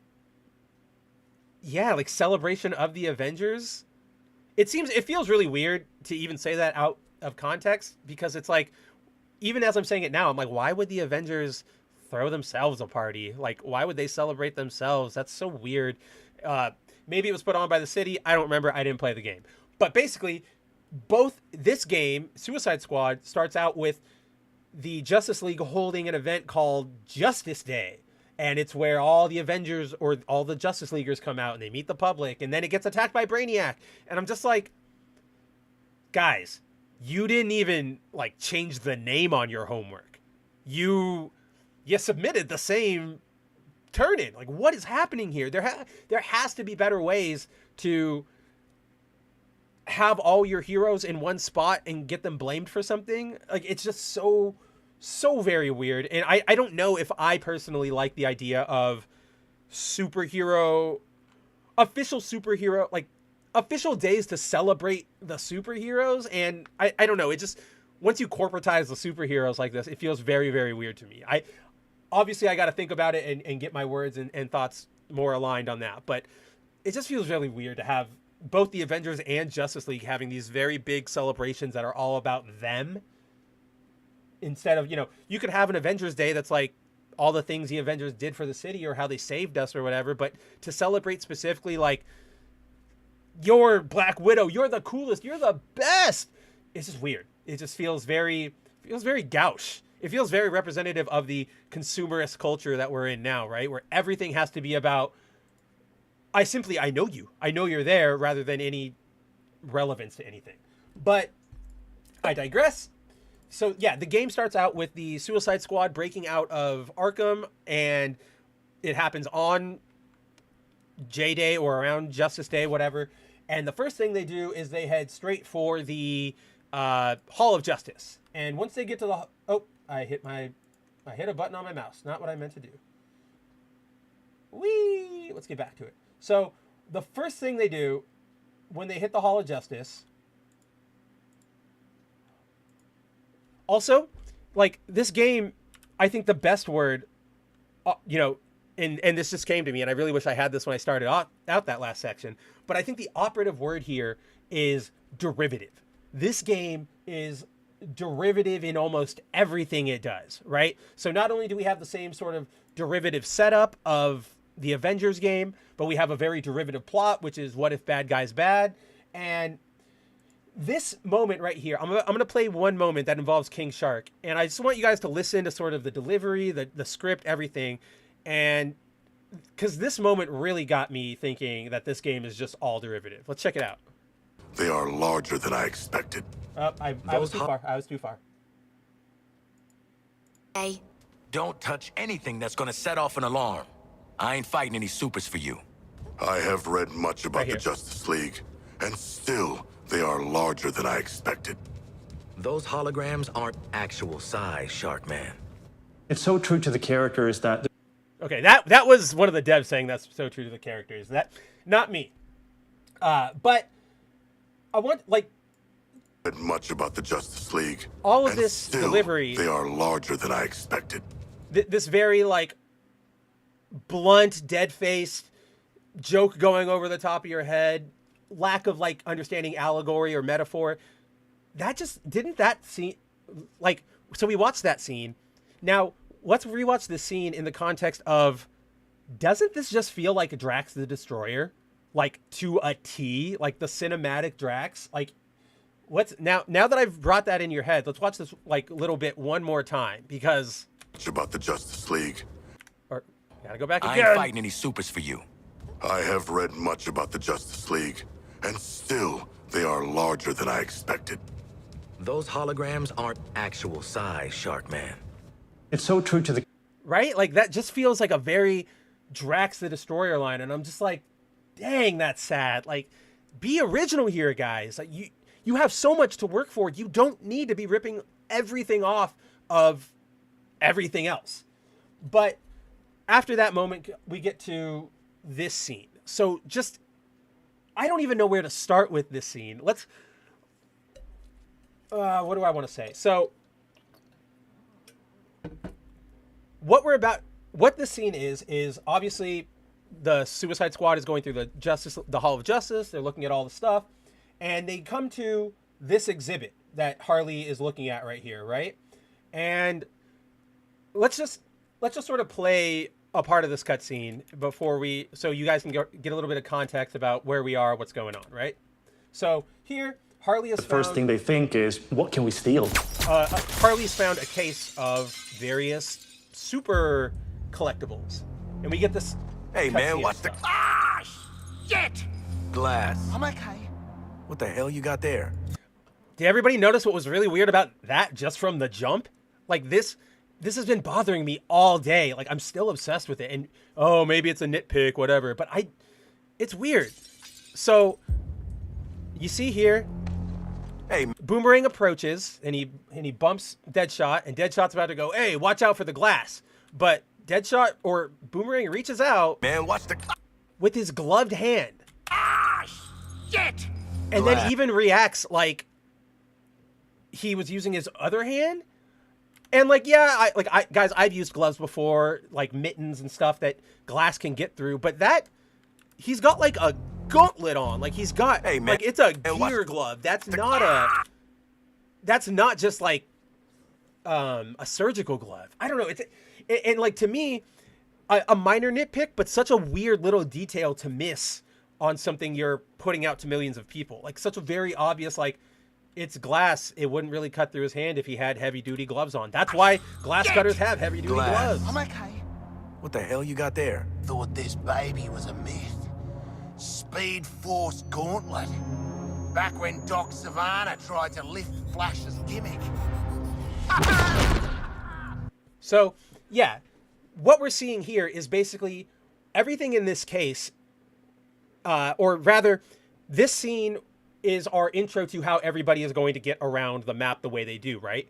I'm gonna let the cutscene play, but we're not gonna really use the audio because I think, I'll let you guys see how it develops, but I'll also I got things to talk about. But, so my first big problem with this here, I actually want to back up right here, is so you all saw how Captain Boomerang took off like that. Who in God, like, I don't even think that's blasphemy, but I'm gonna refrain from using God's name, just for my boy Jonas. But who in the world would like? So this display case that they went up to right here is just chilling in the Hall of Justice. It's not in a special restricted area. It's just there, right? And all of the stuff is working. Who puts like? Who, like, if you go to a war museum today, those guns aren't going to be loaded and ready to fire. The tanks aren't going to be ready to drive. Could they? Probably, if you gave them proper maintenance and you know, cleared out sometimes the guns have been plugged up. Sometimes, like, there's things that have maybe been done to it. Maybe you can change, maybe you can't, blah, blah, blah. You don't put, like, loaded, ready to go weaponry out where the public can just get it. It's just such a bizarre thing that happens, right? And so the rest of the cutscene plays out, and we're going to see everybody sort of gets their transportation power from this case. Like, Harley's going to get this broken bat glider and bat grappling gun. The Deadshot's going to get a jetpack. And it's just like off the top of my head, it's like you break my suspension of disbelief here, because already that's not how that's just not how the world would work. This isn't, especially somebody like Batman, right? Batman's not going to let the world, like, dangerous weapons just sit out and chill out in the open, especially something like his own technology, which could be stolen and reverse engineered, or, you know, something that lets somebody access the freaking Speed Force, or, I mean, what was I trying to say? Oh, it's not really identified or anything, but, in that case, there's also like a jar of Scarecrow's fear gas and a bud from one of Poison Ivy's like monstrous plants, right? Like these are all very dangerous items. Why are you having them out in display, like in public? Like why do you have them out on display in public, ready, like primed and ready to be used? Second, why aren't they like that was just glass? Harley shot it twice and it shattered. It wasn't even bulletproof glass. Right? Like, I'm pretty sure the Mona Lisa is behind starker stuff than something that you can access the Speed Force with and travel through time and travel at super... Like, it's so insane and inane to me. But I think perhaps the most egregious bit is... Do we see it here? Is... So, yeah, like... We went through all of that and introduced all these gadgets to explain how everybody traverses the world, but it's so lame because everybody traverses it in the same way. Everybody has, you know, where is it? I know I saw it because I was like, this is so sad. Where's the gameplay? There. So, like, we all saw everybody get different gadgets, but they all can do the same thing. They can all stop their descent when they're falling, right? Like, you could see it in the background. Like, watch. Hold on, let me pause real quick. So we can see, if you look around, like, Harley shoots out her grappling gun, Boomerang uses the Speed Force gauntlet, and the jetpack is used by Deathstroke to slow their roll, right? It's all the same functionality. They all have the same jumps. They all have the same travel powers. Or, sorry, not the same travel powers. Like, they're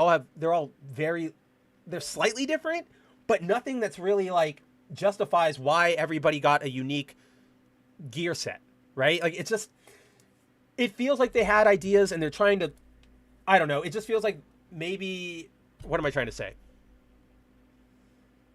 A lot of what I want to say is, like, it feels like an IP game design mismatch. And I know that while that might be true, I can't say that was like it's unintentional, because everything in this game, because it's Rocksteady, was intentional from the ground up. I don't think halfway, like, to me, this genuinely feels like a live service game they were making, and then halfway through they said, oh, can we slap the Suicide Squad on that for, synergy? And I know that's not the case, because these guys are actually craftsmen, for lack of I mean, not here, obviously, but they do know generally what they're doing. So I know that's not what happened. It just feels like that's what happened. Does that make any sense to you guys? And it doesn't inspire confidence in this game. You're trying to tell me, oh, everybody has these different things. Everybody can do different stuff. But honestly, they all look pretty the same. They all slide. They all jump in the air and grapple to different points. Like, for example, one of the things when I first watched this trailer, one of the things I was honestly taken aback by how cool this right here looked. Like Boomerang's power. Like, whoop, I can throw a boomerang, zip to the other spot, and keep going. I was like, ooh, that's kind of an interesting traversal mechanic. I'm not against that. But then, wait, where's the Harley one? Did I skip it? Harley does like the exact same thing, right? But she just does it. They just give it a different animation. She does it right here, where with the bird or the bat platform thing instead of throwing it on the side of the wall. I don't like. It's just there will probably be very minor differences in how everybody plays. Like you'll probably get, like we were talking about right there. Maybe Harley can only use her thing onto ledges, while Boomerang can use the boomerang to teleport directly onto sides. But it doesn't look like it's going to be anything significantly different. It's going to basically be like player 1, 2, 3, 4, go. And it's just, I don't really have anything constructive to say about this game. It all looks disappointing. It's super heartbreaking to see this from such a talented developer. Like Arkham City, I was just having this discussion with a buddy of mine the other night. Probably one of, if not the best video games ever, right? It redefined how you make a superhero game. It redefined how you make an open world game. It treated everything with respect. It's a fantastic game. And the other two are good. Like Asylum is incredible as well. Knight's fine. It's okay. It's not a bad game, but it's not the best. But like together, they're just a solid library of titles. And now you're getting this, and it just feels like you're throwing out all your goodwill for. Essentially, it's chasing a trend. Like, let's be real, guys. That's what this is. Whether it came from somebody at Rockstar or it came from somebody at Warner Brothers, we know that this is just like they saw people playing live service games and went, we got to get our hands in on that. What can we do for it? Suicide Squad, okay. And you know what? Maybe they did reconfigure the game into a microtransaction game halfway through development. We'll find out eventually. I'm sure we will. But for now, this is just shaping up to be a mess. And I feel really bad for Bat fans, for Rocksteady fans, for Rocksteady devs, for almost everybody involved in this, because this just looks so uninspired. It's everything you've seen before out of superhero media, and they're going to charge you $70 plus every microtransaction for it now. Like, it's just bad. And to the point of so this sort of just popped into my mind while I was talking. We have seen a confirmation from David Zaslav himself, the CEO of Warner Brothers Discovery, right? Who owns Warner Brothers Games, who owns Rocksteady. We've seen, like, he literally just confirmed less than a week ago that this sort of monetization is what his company is going for. So I will just, I'm just going to read this whole thing verbatim because I think it's all very important or relevant rather. So I'm just going to bleed it, and then we'll come back together for a discussion. Quote, David Zaslav at the recent Q3 2023 meeting earnings meeting for Warner Brothers Discovery. Quote, looking across our full portfolio, another area where we see a particular opportunity is in gaming, where we have 11 world-class studios and are unique amongst our media peers as both a developer and publisher of games. Research has shown that Gen Z and Gen Alpha prefer gaming to any other form of entertainment, more than social media, more than watching television or listening to music, more than going to the movie theater. Games will be even more important to our fans in the future, and so having this asset in our arsenal is a critical differentiator and a real growth opportunity. As a developer and publisher, we control quality and enjoy the full economic benefits of the games we produce, as well as capturing the broader franchise benefits across the company. In 2023, we've released 2 of the industry's top 10 console games, including the #1 game released this year, Hogwarts Legacy, and we still have the Switch version to come, launching next week.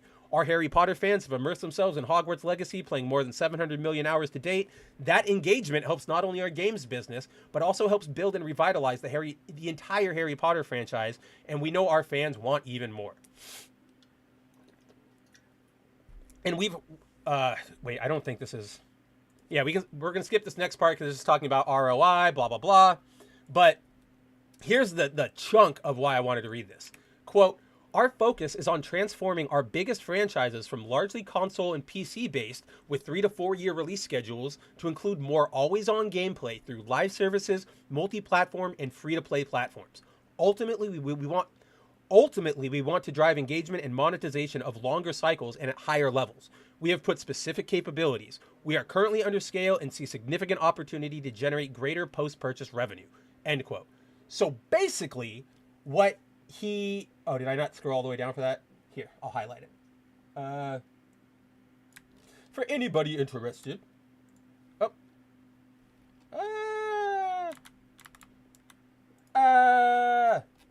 Don't you hate when you, like... I can just do this. When you change, like, the size of things and the scroll bar changes and yada, yada, yada, yada. Here we are. So... For those, what am I trying to say? In layman's terms, essentially, what Zaslav is saying is we know that we have a lot of brands that we can milk and, prey on whales with live service and microtransactions, and that's what we want to turn our attentions to. We know we are lacking on that front, and that's where we see huge growth for our portfolio, our assets, whatever.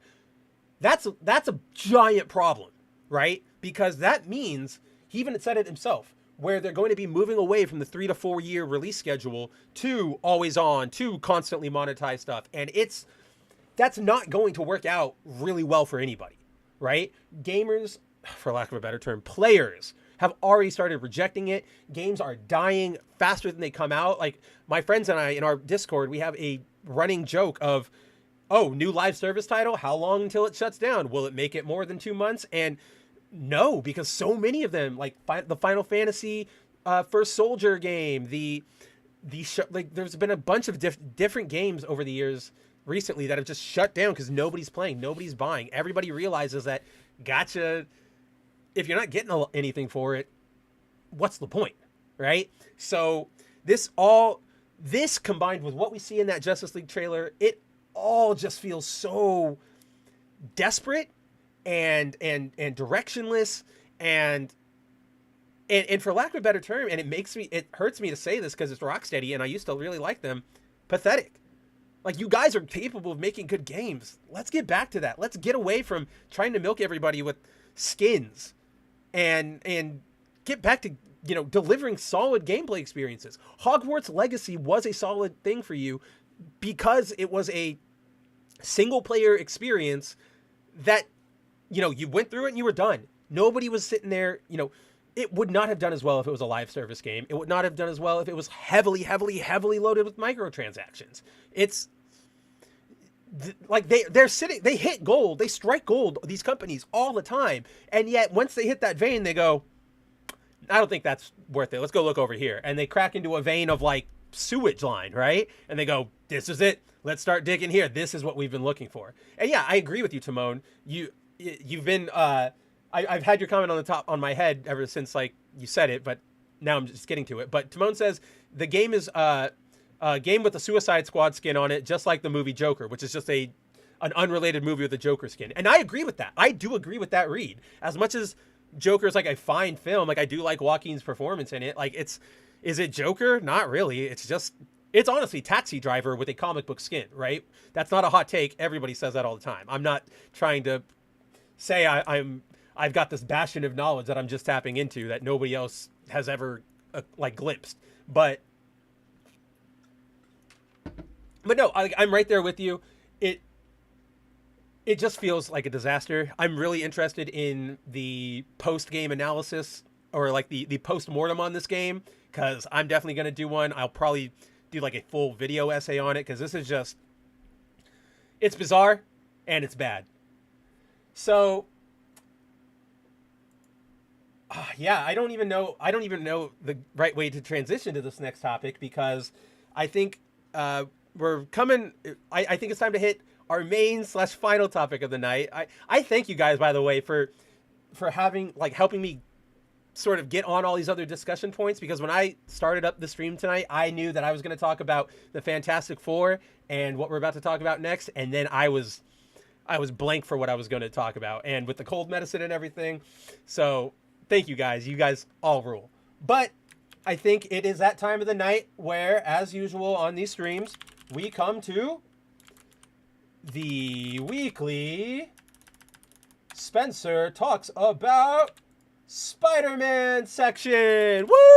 Oh my gosh, yeah! Whip it up! Whip, whip, whip, whip! So, man, I should probably come up with a fun, just little noise cue for when I talk about Spider-Man, right? Oh, truth. I probably won't look at it right now. I'll probably look at it after stream, and then we will pull it up next week on stream, just because right now I don't want to bore people with me sitting here going, click, click, click, click, click. So don't worry. We'll get to it. It's just not show conductive right now to check it out. But we will check it out, I promise.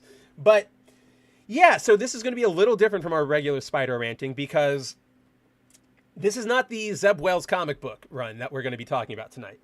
An update for anybody who actually cares about that or wants to know what's going on with that. The Zeb Wells run is still terrible, because there's been about 2 or 3 issues that have come out that I haven't really talked about.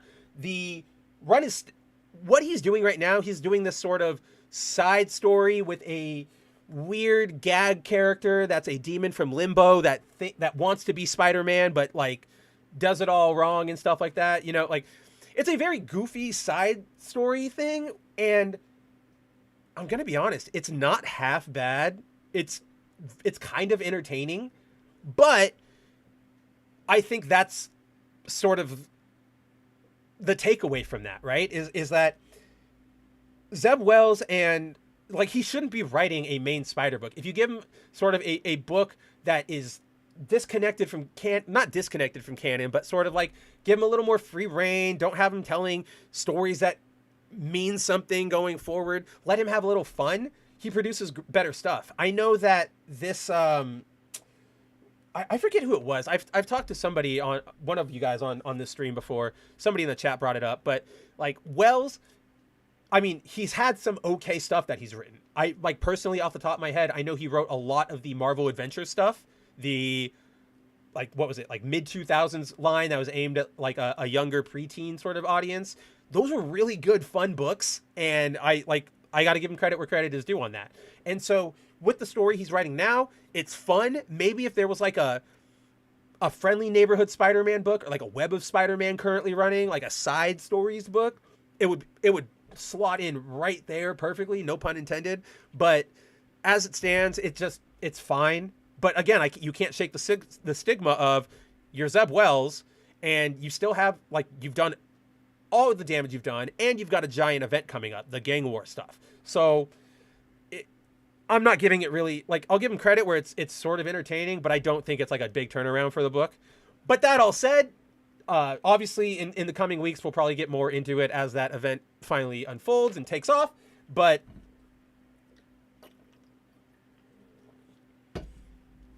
so this week we got probably, yeah, this is going to be a divisive segment, a weird segment, because so this week, obviously, as you can see with what I'm jumping around with, I'm just trying to get a good graphic where I don't want to see her necessarily. Here. Oh, there we go.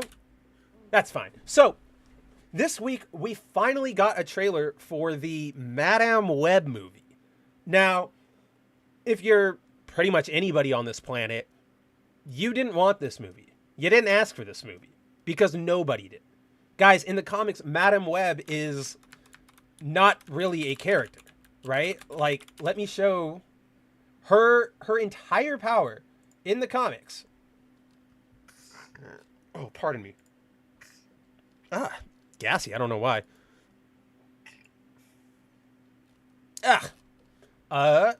Why is this in so low quality? Oh well. Here we are. Oh no, I didn't transfer it over into the window correctly. Woo! Yeah, so this is Madame Web. Don't bother trying to read all the text. Marvel.com, like the official site, uploaded a very, very small image of it. I don't know why, so this is as best as we're going to get. But Madame Web in the comics is literally just an old, decrepit, like, seer.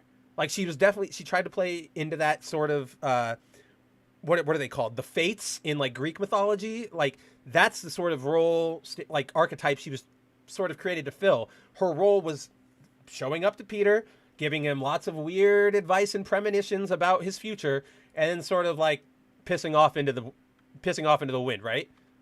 Oh, that's awesome. Timon says, I have Madame Web's first appearance, the Brazilian version. That's actually pretty cool.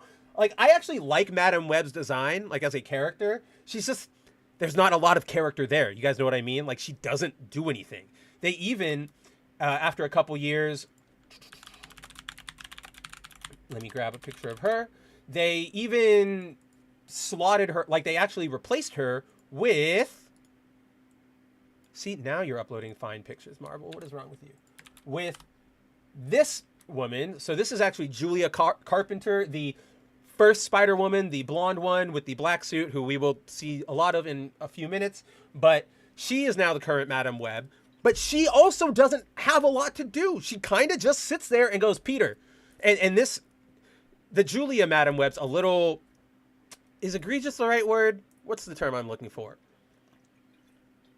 Like, the old Madame Web, she kind of just saw the general future, right? I think it might have been related, like, to Spider-Man's future. I don't remember. But I know that this Madame Web specifically has her powers connected to, like, the Spider-Verse and the Web of Light, like, all that crap. So her character has even less to do. Again, it's all just, I see the future. Go take care of it, Peter. And they're not really crime. They don't fight themselves. They weren't at the center of any big events. They didn't cause anything. They just sit there and spout, prophecy, right? Premonition. So nobody asked for this movie. This is a movie that absolutely nobody asked for. When it was announced, it was everybody went, ugh, they're doing it again. It's another attempt by Sony to make a Spider-Man movie without Spider-Man because they've still got all the licenses and they want to make money, right? And that's how we ended up with things like Venom, with Venom Let There Be Carnage. That's how we're getting Kraven the Hunter. For a while, there was a planned Black Cat Silver Sable movie, which who's asking for a Silver Sable movie? That project actually started out as two separate things, like Silver Sable and then Black Cat. And then after a while, development was like, let's put them together. Nobody's really going to see a solo. And then it just got canned, right? So everything about this movie was working against it. And then we got the trailer this week. And I'm not going to lie, guys. This is why I said it's going to be divisive. I'm kind of in for it. And I'll explain to you why. So, where do I even start? Do we want to go through the trailer? Have we all watched the trailer here? So I'll just fast forward a little bit. So this version of Madame Web, she does have the ability to see the future, and it sort of manifests itself. Why is it going frame by frame? Oh my gosh. So her power sort of manifests itself in, it lets her, I'm not even entirely sure. She either sees the future and she, sees what's going to happen, and I think that's what it is, or she actually, like, physically experiences it, sort of like the, oh my gosh, the girl from Master Detective Raincoat Archives, Fubuki, like her power where she can rewind time a little bit, but only she remembers, even though she, like, physically experienced the event. I don't think it's that way. I think it's the first way, but who knows? We'll have to see the movie. But essentially, it's not a far way into the future. It's like a minute.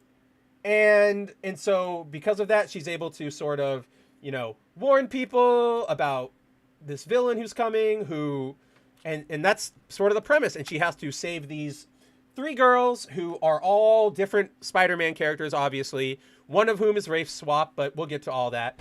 But I'll explain to you why I'm not opposed to this movie and why I'm kind of in for it. Because this is a movie that sort of, again, just looking for a good graphic. This is a movie that sort of, it dodges literally.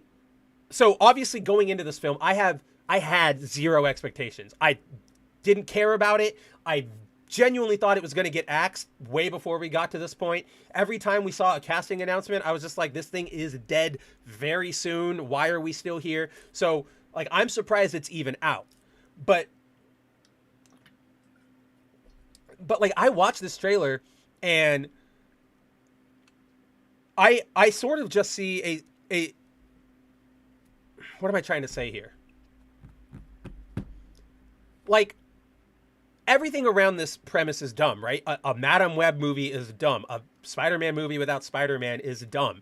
But for some reason, I think I've just been so exhausted with every other type of comic book and superpower movie lately that ends in, you know, everything follows the same damn formula where it's CGI this, CGI that, and, you know, everybody, the final fight is a sky beam and everything is just clashing together, and you have the everything hits the same beats and everything is just over the top and all the stakes are end of the world. And it's just like, to finally just see a small scale movie that sort of doesn't involve, you know, ends of the world or giant CGI robot crowds or what the hell ever. It's just sort of refreshing.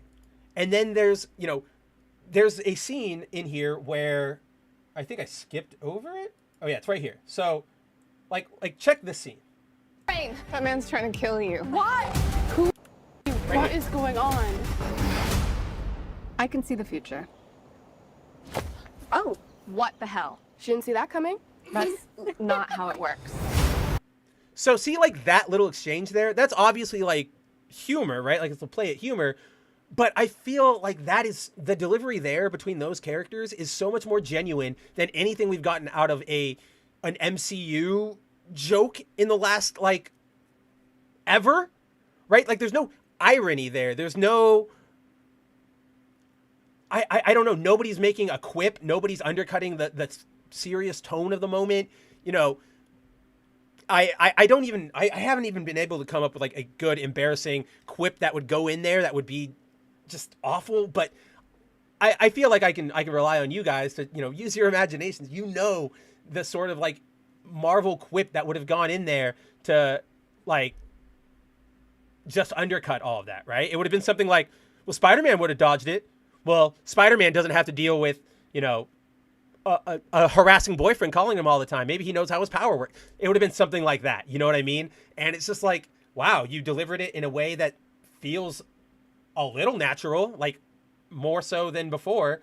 I also give it credit for, like, that's just, so to me, it just seems like a very small scale thing that, unfortunately, I know it won't be, but it feels like it's an old school, like 2000s superhero movie where it would be like one and done, maybe one sequel, and then we're good. And like, I kind of just miss lower scale storytelling like that. And like her power only going like a couple minutes into the future. I like that limitation. I think that's more unique than I can see everything and forever. Right. And it gives her a unique way to play with it. It's just, and again, it's not a giant cosmic god that she's trying to beat. It's just, as we'll get into, it's just a guy. And I don't know, everything just seems so much more grounded that it just feels refreshing. I think might be the best way to put it. It's refreshing. So then, yeah, the interesting part of this, Honestly, like, is Paramount's weird thing that happened all day. the film's villain is that man right there. He was in the suit. He's talking to her right there. That, my friends, is Ezekiel Sims from the comics. And now, if you guys aren't familiar with Ezekiel, I'm going to run you through who Ezekiel is really quick and explain to you why this choice left me a little confused. So, in the comic books, Ezekiel is an ally to Peter Parker. Basically, he sort of he's the catalyst character to all the like mystical spider totem stuff. Basically, Peter, you know, after being bit by the spider, like years into the future, Peter learns that his bite by the spider wasn't an accident. He was chosen to be like the representative totem of the spider people, blah, blah, blah. Ezekiel is a side character who comes out of the wood, or who like makes his appearance during this arc and kind of reveals to Peter that you're not the first spider avatar person or totem, and I'm one too. Also, the inheritors are coming and they're going to kill you. And basically Ezekiel spends his entire arc trying to protect Peter from Morlun and the inheritors. Like, he even locks Peter in a like airtight sealed house so that his like key aura couldn't be detected. So to have him be a bad guy is a very interesting choice. And again, I think, or not again, because I didn't say it before. I think a lot of people were asking, like, why is he so young? Because in the comics, Ezekiel is old. But if you check it out, there are shots in this trailer, like right here, where he's clearly like, I mean, I don't know if they're trying to make him old, because if they are, they did really bad effects with the makeup. But like, his hair's grayed, he's a little more sullen-faced. I think they're going to give the inheritor's story to Ezekiel and make like Ezekiel essentially an inheritor, because we also see in this, like, or there was a shot right, it's in this little like montage right here. There is a shot of, it actually might be right before the one I just paused on. Where was it? Oh, see, there's like this. Oh no, that's a different thing. Okay. The real point that I needed to make was here, right? Like, there's some weird infection, life force sucking thing. You can see it on, this is Maddie Franklin. You can see it on her face, right? So I feel like he's absorbing their life powers. Like, why else would, and that keeps his youth going or something, right? And I think that's why he's going to go after them, and they're all connected to the spider totems, and that's how they're going to play it. And that's the other point, Timon. Timon brings up Ezekiel's Spider-Man stories are so boring. They are. Like, that first, I think the first Morlun one was pretty good, where just because it was like a new threat and Peter had to go to great lengths to, like, if you don't remember, he injected himself with more like radioactivity so that the spider blood would essentially poison Morlun when he bit into him. So it was like a self-sacrifice play. But I actually think it's Reed Richards who saves him. But yeah, like after that, it's all just the same. It's all boring. There's a reason he hasn't been around for a while. So it's very interesting that that's the choice they went for with the villain. But, and I'm glad you brought it up, Timon, because where is that shot? There's a good shot. We got to talk about our villain design. So, okay, guys, when I first saw it, my first thought was Black Noir from The Boys. I was like, that looks exactly like him. But if you check out the freeze frame and you check out his, like, the actual suit, you start to notice that there are a bunch of weird zigzaggy, not web patterns, but web patterns, right? Like, who knows exactly what he's trying to do? They're all sort of random. This has me thinking, because combine that with, I need that other picture. That's my proof picture. That's where I'm turning to next. Like, with sort of his power set, his motivation, and then that design, I'm starting to think that this film will be using Kane. Like, I think they're basing that Ezekiel off of our boy freaking Kane Parker, the second Scarlet Spider, the first clone of Peter Parker, who, like, has a degenerative disease and, like, you know, and he goes crazy and he wants to kill everybody, take their lives and their forces and all that stuff. That is who I think they're taking inspiration from. And yes, Truth, to our entire conversation circling back to Wednesday, it's not Kane. It's a really, really bad representation of Kane. It is like, if you said, I'm making a movie in 2003 and I need Kane, can you give me a costume? That's what we get here. So it's really weird. When it comes to the villain, I'm sort of baffled that of all the choices that they like, of all the characters crushed into, or what's the right word? Like collapsed into one, right? Like, they collapsed a bunch of different spider characters into one. And I'm mostly just like, I think I'm in like utter shock, guys, that Kane is actually getting any reference, like any love outside of the 90s because his entire character, his entire arc was so... It's Clone Saga related, right? And it was... I like his character, and I actually like that original suit. That's why it's the thumbnail for tonight's video, or for tonight's stream. But he didn't have the best run of it originally. So it's really wild to me that you're not only taking Ezekiel, of all people, as your main villain, but you're also giving him the aesthetics of Kane Parker. Like, I don't know what's going. And so I don't know what's going on, but I want to address something Timon's been saying sort of in the chat. He made, this is a second comment about it. He said, a Peter clone before Peter, F this movie. And then earlier he said, four Spider Women before Spider-Man. So I don't think that's what this movie is saying. I don't think they're saying they all come before Spider-Man. And I don't think that they're saying he's a clone of Peter Parker. When I say they're taking inspiration from Kane, I think I'm talking about like his design, his motivations, his personality, not necessarily his history. Because Venom and I can't believe I forgot, but Morbius, right? Those films acknowledged that Peter, like that, which Spider-Man, the Tobey Spider-Man existed, right? And even Venom, Let There Be Carnage acknowledged that there is he knows the multiverse Peter's, like, it's all no knowledge. So I don't think they're trying to say this is, like, they're not trying to replace Peter here. I don't think that's what this is. Again, I genuinely think this is it's a product born out of a greedy idea, which is we have all these Spider-Man properties. People like Spider-Man. Let's milk that. What can we make a movie out of? But and they just got to like grab from over the mythos wherever they can. That's the problem with making things when you only have partial access to the source material, right? Like, it's the same thing that is, okay, Timon's saying it's a prequel. I have not seen that. I will change my entire opinion, and we can talk about that if that's true. I'll look that up after we get off tonight, and we'll come back to it tomorrow. Unless you have like an article right now, you can shoot me over, Timon. But I didn't know that, so let's put a pin on that topic, because that could be completely different. But yeah, like, it's really weird to try and adapt things when you don't have this access to the full source material, because then you have to start making weird concessions and dodging around things that you may have or might not have. And obviously we're talking about, like, the biggest example is obviously the Spider-Man deal, right? Where, like, you can use some Spider-Man things, but you can't use that, but you can use this, and you can't use, like, you can't use the name Spider-Man, but you can use web shooting and there's weird things you got to run up, like, when you're doing Spider-Man stuff, right?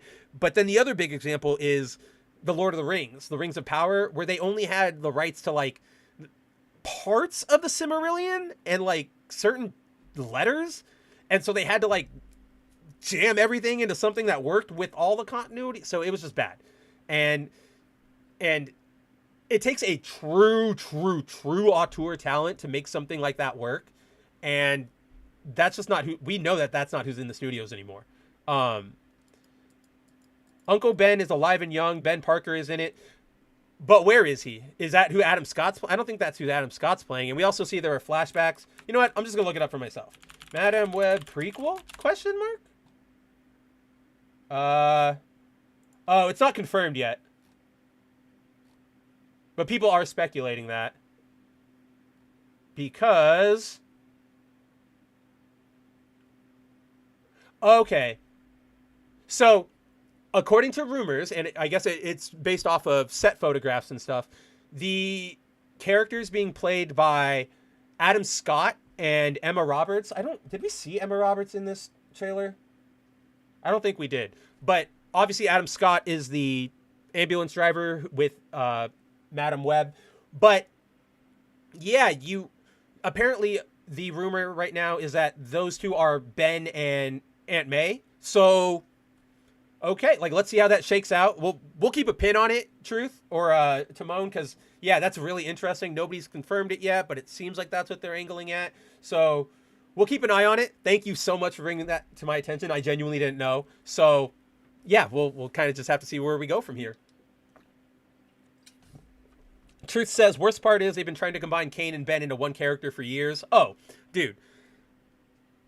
Ever since, like, they brought Ben back to life for that stupid clone conspiracy and made him evil. That's all they've been trying to do because they don't know what to do with them. And they actually, I discovered this today while looking for the last minute news, the last call for last minute news clip that we're going to watch tonight. I was looking for things and I actually found the Ultimate Spider-Man cartoon that Disney did a couple years back with Drake Bell as the voice of Peter. That series actually features one of, like, it has Kane, right? Like, or like, let me rephrase. It has a clone of Peter who wears the Kane Scarlet Spider outfit. So the red, like the red body with the black head and the black fingers, right? But he gets named, but he's Ben Reilly. Like, they name him Ben. It's a very weird combination. And like, he has like the daggers and he turns into like a spider like person and everything. Like, it's very, very weird. And I don't know why they want to combine them because they are so just distinctly different characters. It's baffling to me. Timon says also the Clone Saga, not that bad. As a story, it's not, here's my gripes with the Clone Saga. If you step back and you look at it as a collective and you sort of are able to read it all like as a collection and take it all in, the story's not awful. It's sort of it's typical comic book fare, right? Clones replacing clones, yada yada yada. What happens, the problem comes in the form of like editorial and writing and the real world workings of like comics as a business, right? Because the Clone Saga's writing is notoriously bad, not for its quality per se, but for the fact that it kept always having to up the stakes and throw in new twists and make you think, you know, how many different stories have I've been rereading the Clone Saga in anticipation of a video I'm making, and there are so many different issues where it's like, oh, but that person who just died was real. And then like 2 issues later, it's like, but they were actually a clone and they tricked themselves into being real. And then it's like, well, they were actually a real person who tricked themselves into thinking they were real clone and they're using and it's just like convoluted is probably the best word. The story got too convoluted because of editorial and having to sell comic books and knowing that people were eating up the drama of, is this the real Peter or not, right? So it's not a bad story in premise. It's a bad story in execution, but that's mostly chalked up to like the real world editorial standards of publishing something, right? They have actually released they did a miniseries a couple years back where I want to say it was Tom DeFalco. He sort of redid the Clone Saga in like a miniseries form, and it's actually pretty solid. But yeah, the Clone Saga as we have it now is just an amazing convoluted mess. And like, obviously I love the characters that came out of it. Ben's my favorite character of all time. I love Kane for what he is, and I especially love him when he becomes Scarlet Spider. Judas Traveler is freaking hilarious to me, but it's just it was an editorial disaster. And like, I bring up Judas Traveler specifically because he's sort of representative of the whole Clone Saga, because for those who don't know, Judas Traveler was this very mysterious villain who, during the Clone Saga, appeared out of nowhere, seemed to know how the Parkers operated, everything about their lives, like Peter and Mary Jane, and was teaming up with Osborn, and seemed to have some sort of like mystic insight into everything around, like the future, current events, blah, blah, blah. So he's introduced mysteriously, has mysterious powers, doesn't ever really get an explanation, shows up all throughout the Clone Saga throwing out what's the right word? Like cryptic warnings about like, you're not the real clone, you are the human, like be careful who you trust, like things like that. And then they literally just dropped him. His last appearance was in like 1997, and he walks through a portal and he's like, we'll meet again, like we'll talk soon, and he's just gone.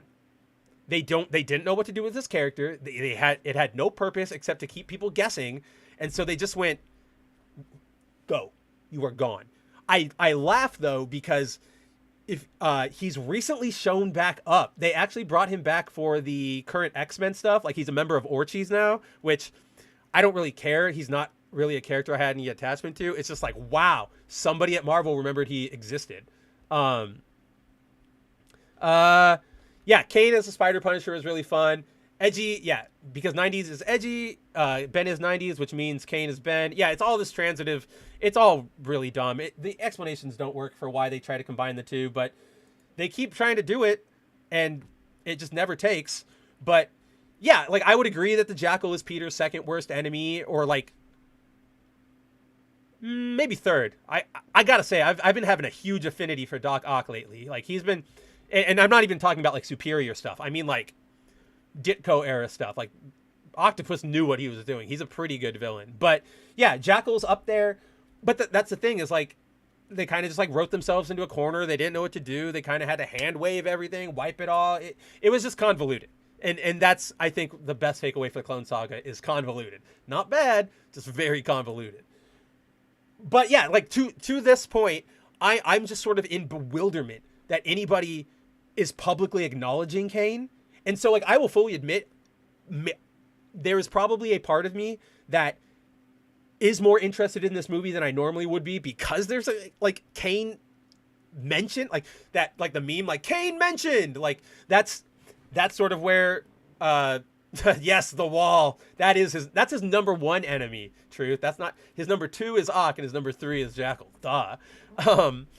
So like that might be giving me more of an affinity towards this movie, but I also am just like I don't see a hell of a lot of CG, and that sort of just is really, really refreshing, right? I also will give a shout out. I also just really like their suits.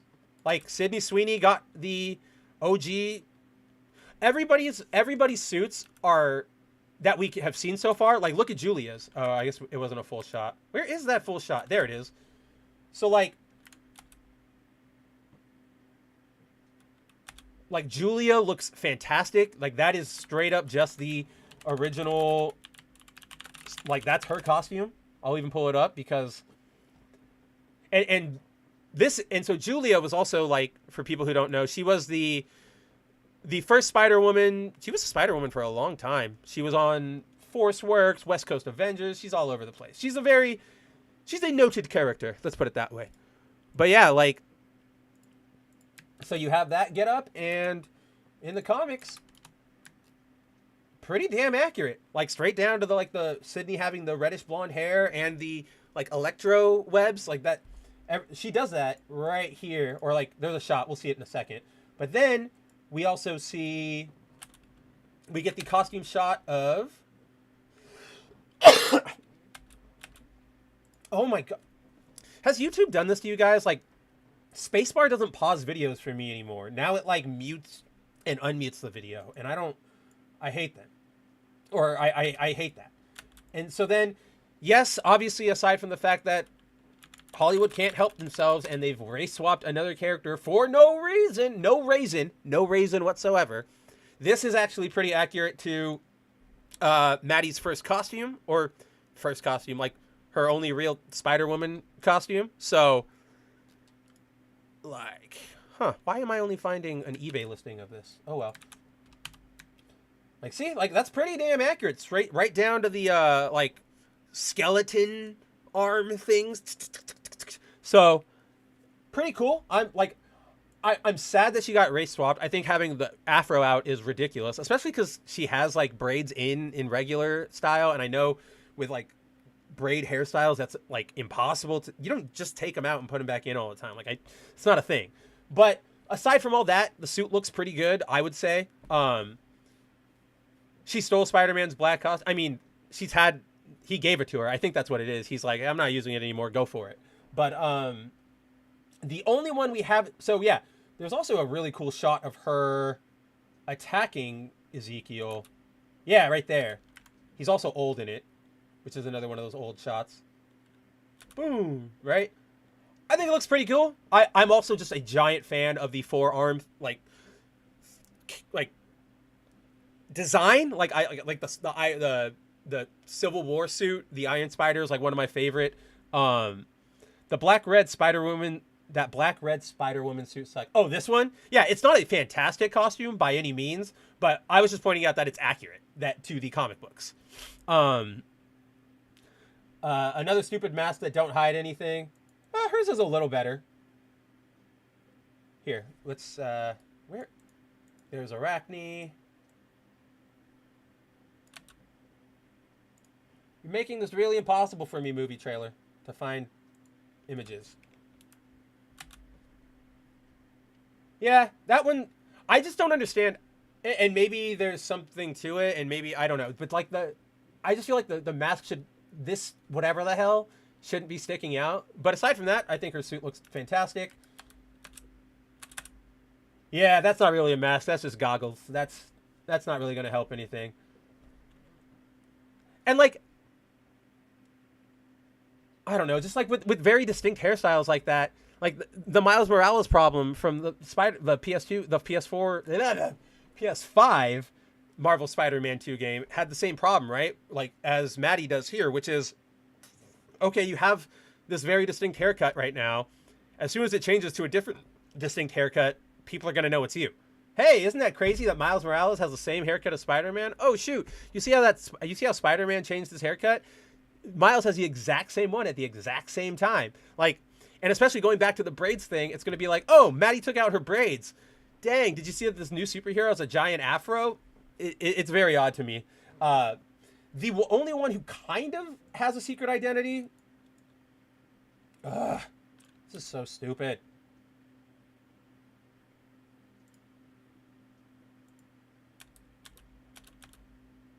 Is Aran? So this is Aranya. And I only say she kind of has it because her goggles are actually bigger than Maddie's, and they actually look like they have a tint to cover her eyes. But aside from that, yeah, it's not. It's the CW costuming, honestly. Like that looks like a lot of like what the Arrowverse heroines wore. But I'm particularly disappointed that we don't know what she looks like yet because, okay, I take that back.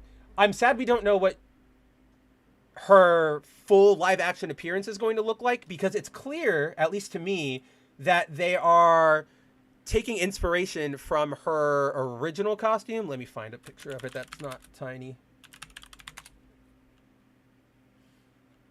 Oh, here, this can help me because it's just got all of them.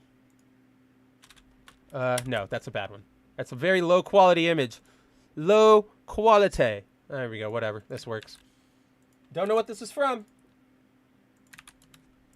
But so, I'm guessing from the goggle look right there, we're going to be getting goggle Aranya. And I only say that because I hope we do. Because I really like this costume. I actually liked Anya as a character a lot before, like, when she was first introduced. I thought she was a lot of fun. And one of the cool things is that she gets sort of like an arm, almost, right? Like, a spider armor arm, and I just want to see that. I think it could be cool. I really hope they're not going with her modern day costume because her modern day costume is mad, like, ugly and it's just uninspired. I don't know. Like, we have this really cool one, and then this is her current one, and it's just, I don't know. It's just lazy. It's uninspired. It doesn't feel like her. So I don't know. But then I also sort of caution a guess that they might be going with her, like, and it would be confusing, but they might also be going with her, like, spider, because she also for a time was Spider-Woman and had her own costume, but it's basically Arachne's, right? Like, it's like shot for shot. She just has a ponytail instead of like a hair down thing, right? So I don't know what they're doing with Anya. And like, you know, you can tell she has like a black arm over here. Maybe that's just like the dark lighting. That's probably like my biggest disappointment is that we didn't get to see which costume exactly she's wearing, because that's going to, I don't know. That's obviously, it's a personal thing. I just really want to know what it is, because that's going to determine my opinion on whether they made a good choice or a right choice with her. But aside from, so yeah, that's what we have with our, that's our Madam Web.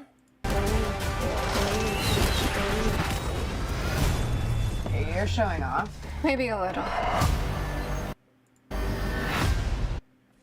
So, like, I don't know if it's going to be good. Obviously, this is a preview. It's a trailer. But I am more forgiving of this movie because I think there was nothing here. Everybody knew that no matter what they did, this was going to be bad. So seeing something with even an inkling, like seeing something that raises my interest, just even the slightest, is enough for me, especially in this day and age, is enough for me to go, you know, I'd rather spend $12 on that than the Marvels or, Shang-Chi 2. I've never seen Shang-Chi 1. Why would I do it on 2? But yeah, Madame, dude, I would watch Madame Weeb forever. That's gonna be my superhero. I'm gonna make her up. And then yeah, that's the problem, is from the makers of Venom, Carnage, Morbius, Kraven, and then it's like, yeah, a decent movie. Yeah, I'm not buying it. I'm not, and so like that's the thing, is like if we're looking at the trailer at face value, I'm a little interested. It's not bad. It piqued my interest. Knowing the circumstances, however, makes me go, all right, my interest is piqued, but I don't expect anything from, like, I still don't have any expectations. I still am expecting this to be hot, you know, dog crap. I would like it to be good because I have my interest piqued in it, but I'm not holding my breath. You know what I mean? And so we'll just have to wait and see. But they effed up Spider-Man. Who effed up Spider-Man? Nobody effed up Spider-Man. I think Spider-Man's been treated pretty well by Sony.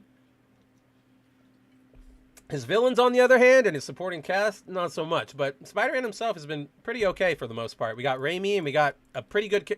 The Garfield characterizations are fantastic, even if the movies themselves aren't that great. Actually, search up who's writing this movie, then check who's writing the Zelda movie. Well, I know who's writing the Zelda movie. The Zelda movie is written by... it's not Daniel Creston. That's the director for Shang-Chi. It's the guy who did Rise of Skywalker. We talked about this, didn't we? Didn't we talk about this? I thought we talked about. I think I might have talked about this on That Park Place. But writer of Madame Web. Yeah. See, to me, the woman who I was sort of getting into this with Jacob and John the other night. It's like the director and the person who's written one, like, and one of the writers is somebody named S.J. Clarkson, and she has a lot of experience on like good shows. Like she did episodes of Heroes in its heyday. She did episodes of Dexter. She did episodes of Jessica Jones, of The Defenders, like pretty like good stuff. So again, like from this trailer, everybody working on this film has earned the grace for me of show me what you've got. Fine, show me what you got. You know, with something like the Marvels or Kraven, I just go, nothing here. I'm done. Don't even try. Here, I'm gonna give them grace and go, show me what you got. Am I expecting a lot? No, but I'm open to being surprised, right? Yeah, but MCU Spider-Man has nothing to do with the Sony Spider-Man. Completely different. And yeah, Garfield's movie sucked, but I like his Peter, like, not his Peter, but his Spider-Man. Garfield as Spider-Man is fantastic, and they underutilized him, and it sucked. But yeah, I agree. His movies are not that great. I don't even think... were there 3 seasons of Jessica Jones, right? I think I only watched the first 2, because I think 2 deals a lot with Nuke, right?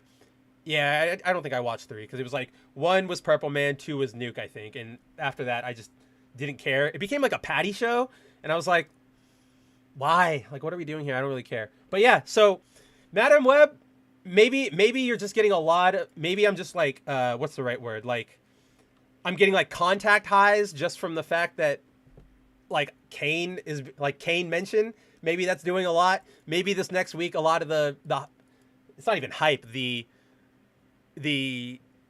indifference will probably wear off. Maybe, who knows? We'll just have to wait and see.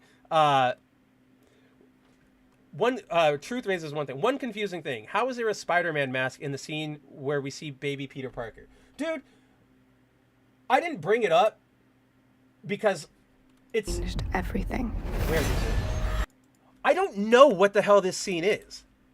Like, that's just where I'm at. Like, I didn't bring it up because I don't know what I'm looking at. Here, we'll even slow it down. Because, like, I thought that was, like, Peter's... like, or not, maybe not Peter, but like a spider costume too, right? Like, because yeah, she has like a flashback in a second.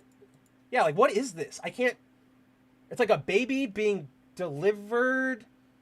So like, Jacob said it was a baby being like a home birth, right? And that's like the pregnant mom there and the baby coming out. But then I don't understand, like, what is that? Like, what is that stuff? Like, is that a Spider-Man costume? Is that Peter delivering a baby and it's her? I genuinely, I didn't address it because I just don't know. I don't know. So we'll have to wait and see. But even like the shooting of the angle is super weird. Like, I just now noticed over here is a face, right? Like, there's a person. No idea. It's like genuinely no idea what's going on in this scene. So it's another thing we'll have to wait and see for. Let's see. Timon says Garfield's lizard looked like the Goomba from the. Thank you. Oh my god, dude. I was getting into it with Josh the other day because he vehemently defends that lizard design, because to him he's like, oh, it's perfectly like Steve Ditko, and I'm like, it's close, but dude, look at the mouth, like it is a Goomba. The face is just wrong, and like we got into it, but that was the exact comparison I made, and I was like, the lizard looks like a '90s Goomba, the one like in like the suit. Volume Dealer says, or first of all, Volume Dealer, what's up, buddy? Like, nice to see you as we're wrapping things up. But Volume Dealer says, the only thing interesting is Bad Spider-Man. That's gonna be cool.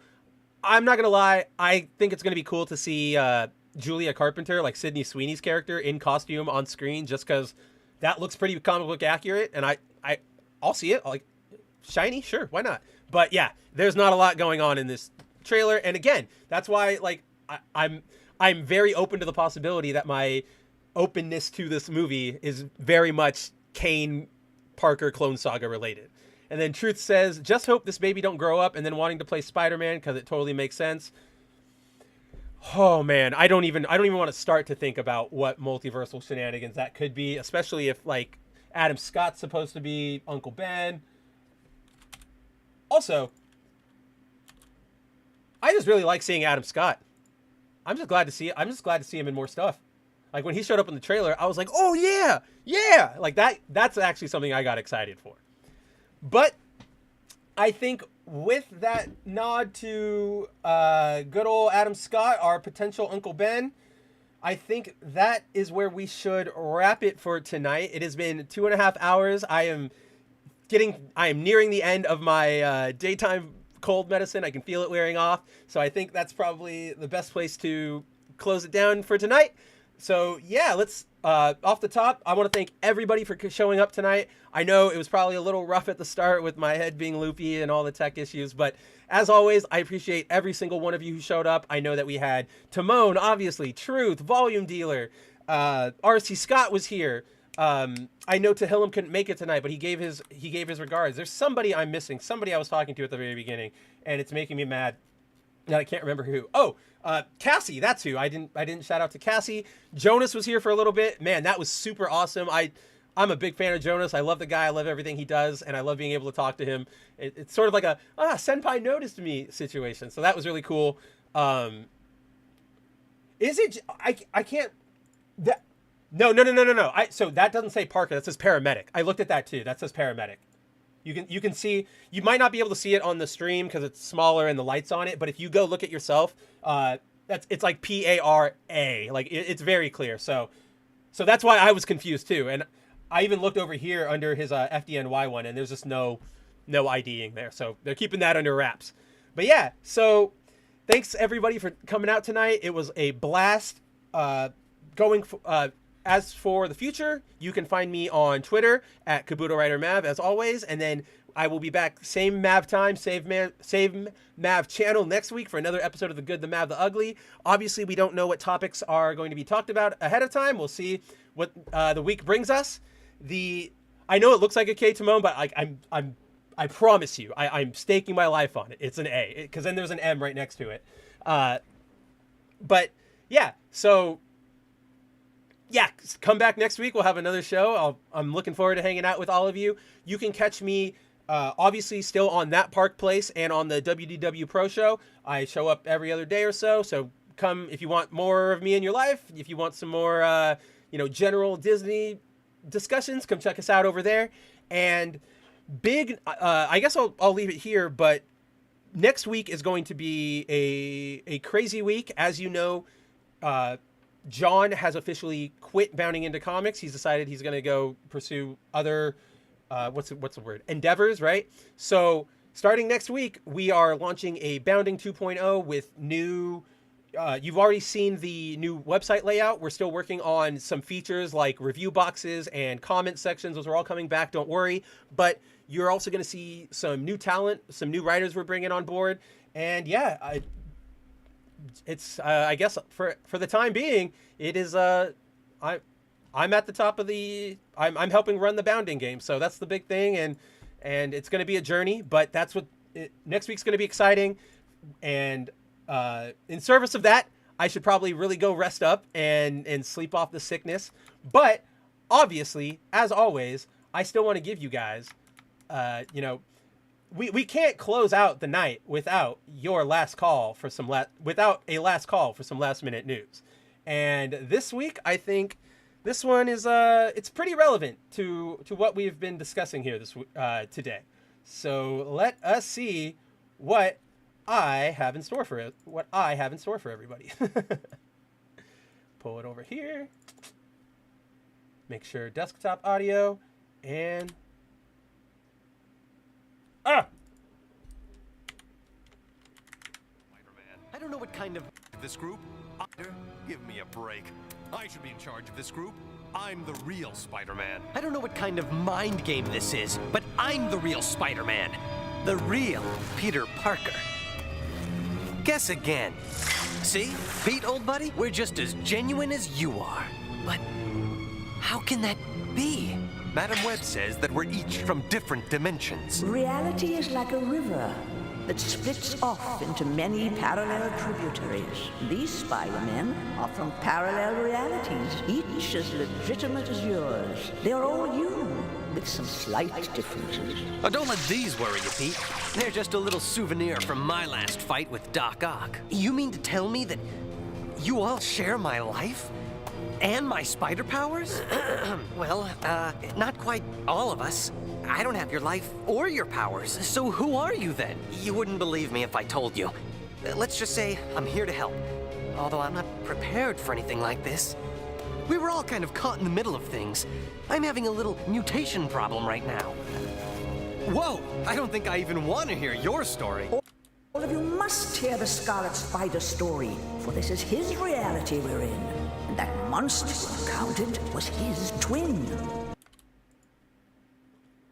Right? I thought that was pretty relevant. We got clones, we've got Madam Web doing her thing, we got Peter being confused, and yes, Timon, I agree. The original Spider-Verse. With that, my friends, I think we're going to call it a night, and I will talk to each and every one of you very soon. Until next time, take it easy.